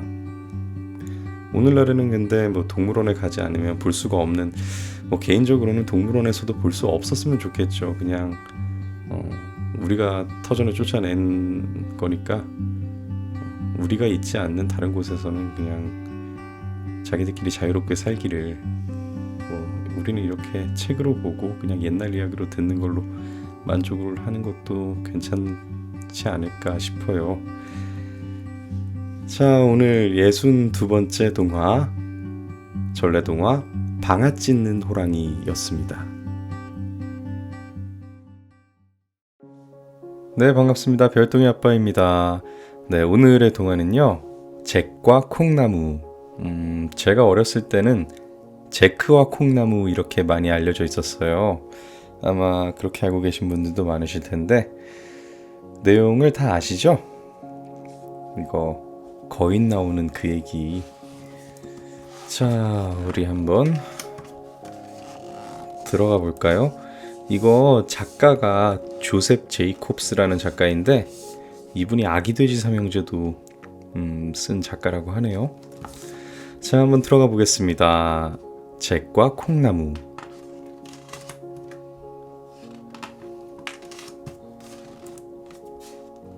옛날에 가난한 홀어머니와 외아들 잭이 살고 있었어요. 두 사람이 가진 건 젖소 한 마리뿐이었어요. 잭과 어머니는 매일매일 젖소의 젖을 짜서 먹거나 내다 팔아서 겨우겨우 살아갔어요. 하루는 젖을 짜러 갔던 어머니가 한숨을 쉬며 말했어요. 얘야, 큰일이구나. 젖소에서 더 이상 젖이 나오지 않으니 이를 어쩌면 좋겠니? 우린 이제 뭘 먹고 살아가야 하지? 어머니, 기운 내세요. 제가 가서 일거리를 찾아볼게요. 당장 누가 우리에게 일자리를 주겠니? 아무래도 젖소를 팔아야겠구나. 마침 오늘이 장날이니까 제가 장에 가서 젖소를 팔아올게요. 잭은 젖소의 고삐를 잡고 젖소를 팔러 나갔어요. 집을 나선 지 얼마 되지 않아 잭은 우스꽝스럽게 생긴 할아버지를 만났어요. 잭, 안녕. 어디 가는 길이니? 안녕하세요. 젖소를 팔러 장에 가고 있어요. 잭은 얼떨결에 대답했지만 처음 보는 할아버지가 자기 이름을 알고 있는 게 이상했어요. 그래? 마침 잘 됐다.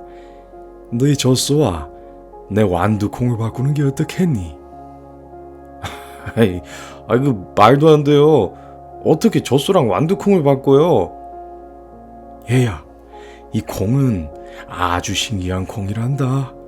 이 콩을 심어놓고 하룻밤이 지나면 하늘까지 자라는 이 정말 신기한 콩이지. 만일 내 말이 사실이 아니라면 그때 다시 젖소를 돌려주마.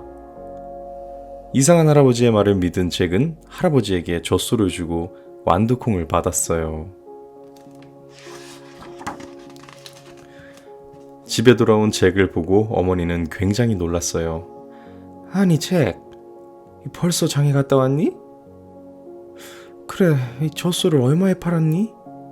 금어 5개? 10개? 아니면 그것보다 더 많이? 어서 말해보렴.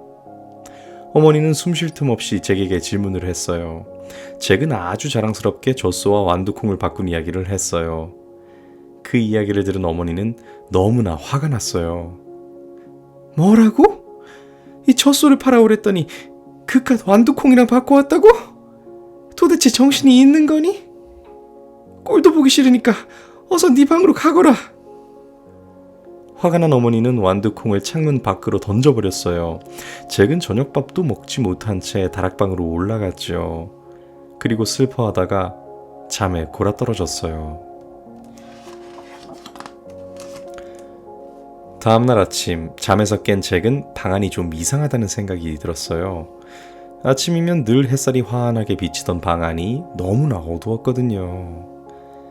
잭은 벌떡 일어나 창가로 다가갔어요. 그랬더니 글쎄, 창밖에 콩나무가 무성하게 자라있는 게 아니겠어요? 어제 어머니가 마당에 버린 완두콩이 커다란 콩나무로 자라 하늘 끝까지 닿아 있었어요. 우와, 정말 할아버지가 했던 말 그대로네? 잭은 콩나무 줄기를 타고 올라가기 시작했어요. 오르고 또 오르고 계속해서 올라갔지요. 그리고 드디어 하늘에 닿았어요.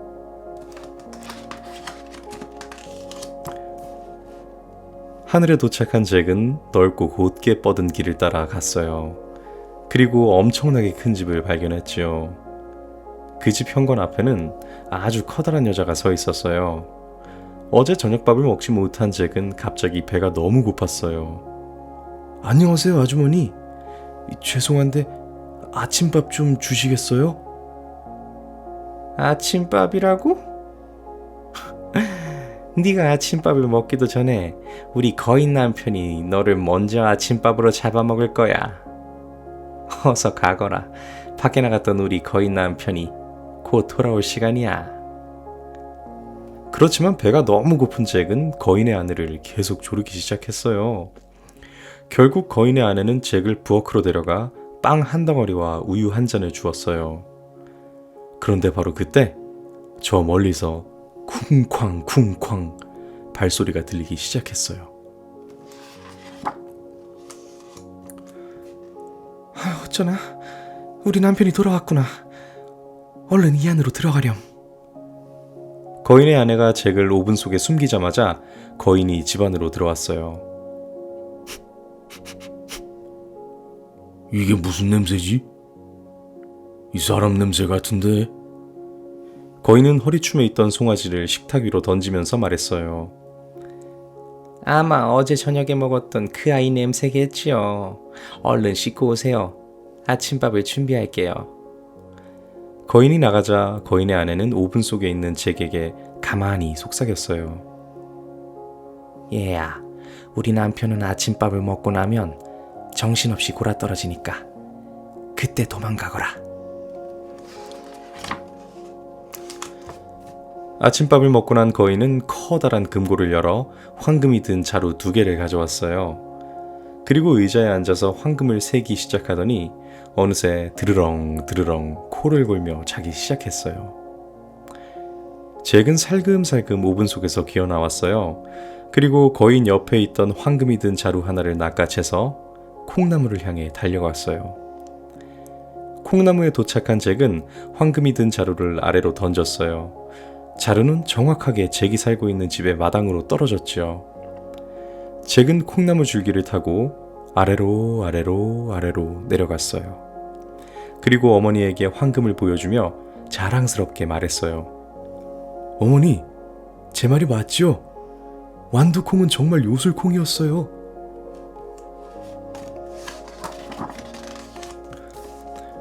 어머니와 잭은 황금으로 넉넉하게 살 수 있었어요.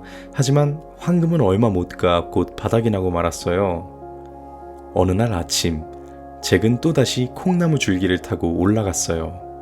그리고 이번에도 거인의 집을 찾아가서 거인의 아내에게 아침밥을 달라고 졸랐죠. 어서 가렴. 우리 남편이 너를 아침밥으로 잡아먹으려고 할 거야. 그런데 지난번에 우리 남편이 황금이 든 자루 하나를 잃어버렸는데 너 혹시 뭐 알고 있는 거 없니? 아, 그 일이요? 그런데 지금은 배가 너무 고파서 말할 기운이 없어요. 밥을 먹고 나서 말하면 안 될까요? 잭이 무슨 말을 할지 궁금했던 거인의 아내는 잭에게 먹을 것을 주었어요. 그런데 이번에도 잭이 음식을 다 먹기 전에 거인이 나타났어요. 거인의 아내는 잭을 다시 오븐 속에 숨겼어요.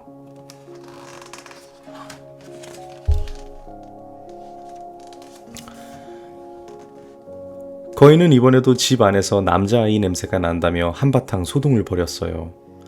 그러고는 아침밥을 먹은 뒤 아내에게 황금 달걀을 낳는 암탉을 가져오라고 했죠. 암탉이 황금 달걀을 낳는 것을 보고 있던 거인은 어느새 코를 드르렁 드르렁 골며 잠이 들었어요. 잭은 오븐 속에서 살금살금 기어나와 암탉을 품에 안고 도망을 쳤어요. 그런데 잭이 거인의 집을 막 빠져나오는 순간 갑자기 암탉이 우는 바람에 거인이 깨고 말았어요. 간신히 거인에게 들키지 않은 잭은 불이 나게 콩나무 줄기로 도망을 쳤어요. 집으로 돌아온 잭은 암탉이 낳은 황금 달걀을 팔아 부자가 되었어요. 어느 날 아침, 잭은 또 콩나무 줄기를 타고 하늘로 올라갔어요. 이번에는 아무도 모르게 거인의 집으로 들어가 커다란 솥 안에 숨었어요. 잠시 뒤 거인의 아내와 거인이 들어왔어요. 이번에도 남자아이 냄새가 나는데. 그래요? 그럼 혹시 이 지난번 황금 달걀을 낳는 암탉을 훔쳐간 그 꼬마애가 또 오븐 속에 숨어 있는지도 몰라요. 거인의 아내가 오븐 속을 살펴보았지만 아무도 없었어요. 참, 그러고 보니 오늘 아침밥이 어제 당신이 잡아온 남자아이잖아요? 아마 그 냄새인가 봐요. 거인은 이상하다고 생각하며 아내가 차려준 아침밥을 먹기 시작했어요. 아침밥을 먹고 난 거인은 거인의 아내에게 노래하는 하프를 가져오라고 했어요. 하프야 하프야, 노래를 불러라. 거인이 명령을 하자 하프는 아름다운 노래를 부르기 시작했어요. 거인은 이번에도 역시 잠에 골아떨어졌어요. 솥에서 나온 잭은 살금살금 기어가 하프를 낚아채 달아나기 시작했어요. 그런데 바로 그 순간 하프가 갑자기 소리를 쳤어요. 주인님, 주인님! 잠에서 깬 거인은 하프를 들고 달아나는 잭을 발견했어요. 그리고 큰 소리를 지르며 잭을 쫓아오기 시작했어요.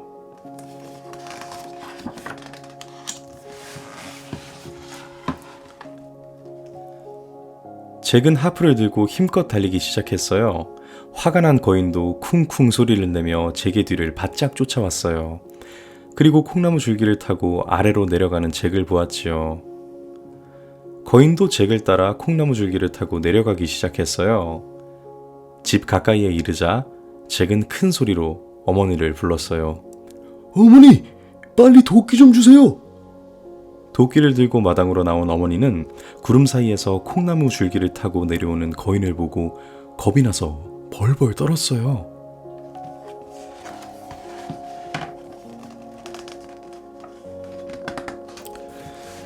잭은 마당으로 훌쩍 뛰어내렸어요. 그리고 도끼로 힘차게 콩나무 줄기를 쾅쾅쾅 찍었죠. 콩나무 줄기가 흔들리는 것을 느낀 거인은 잠시 내려오는 것을 멈추었어요. 그 순간 잭은 다시 한번 힘차게 도끼로 콩나무 줄기를 찍었죠. 우지직 쿵! 콩나무 줄기가 완전히 부러지자 거인은 쿵 소리를 내며 땅으로 떨어져 죽었어요.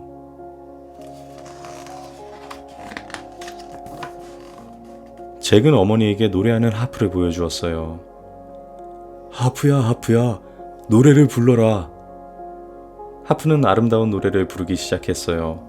다음날부터 잭과 어머니는 암탉이 낳은 황금 달걀을 팔아 돈을 벌었어요. 그리고 하프에게는 사람들 앞에서 아름다운 노래를 부르도록 해서 사람들로부터 돈을 받았죠. 황금 달걀을 낳는 암탉과 노래하는 하프 덕분에 잭은 큰 부자가 되었어요. 그 후 잭은 공주와 결혼하여 오래오래 행복하게 살았답니다.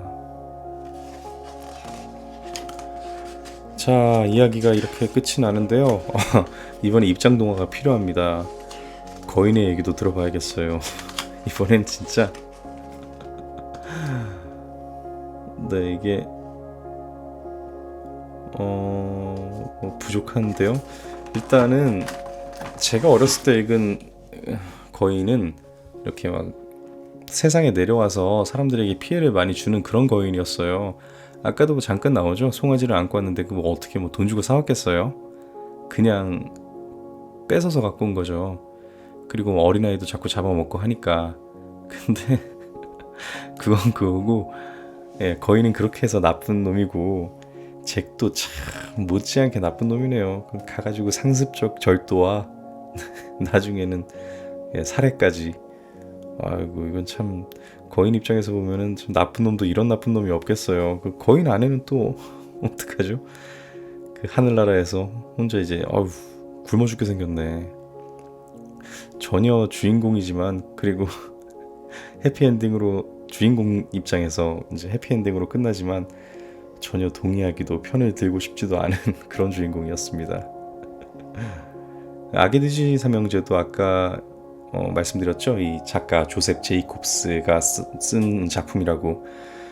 거기서도 보면 이제 좀 상대적으로 유약한 주인공과 그리고 엄청나게 강력한 그런 이제 적이 이렇게 있는 것 같아요. 위협하는.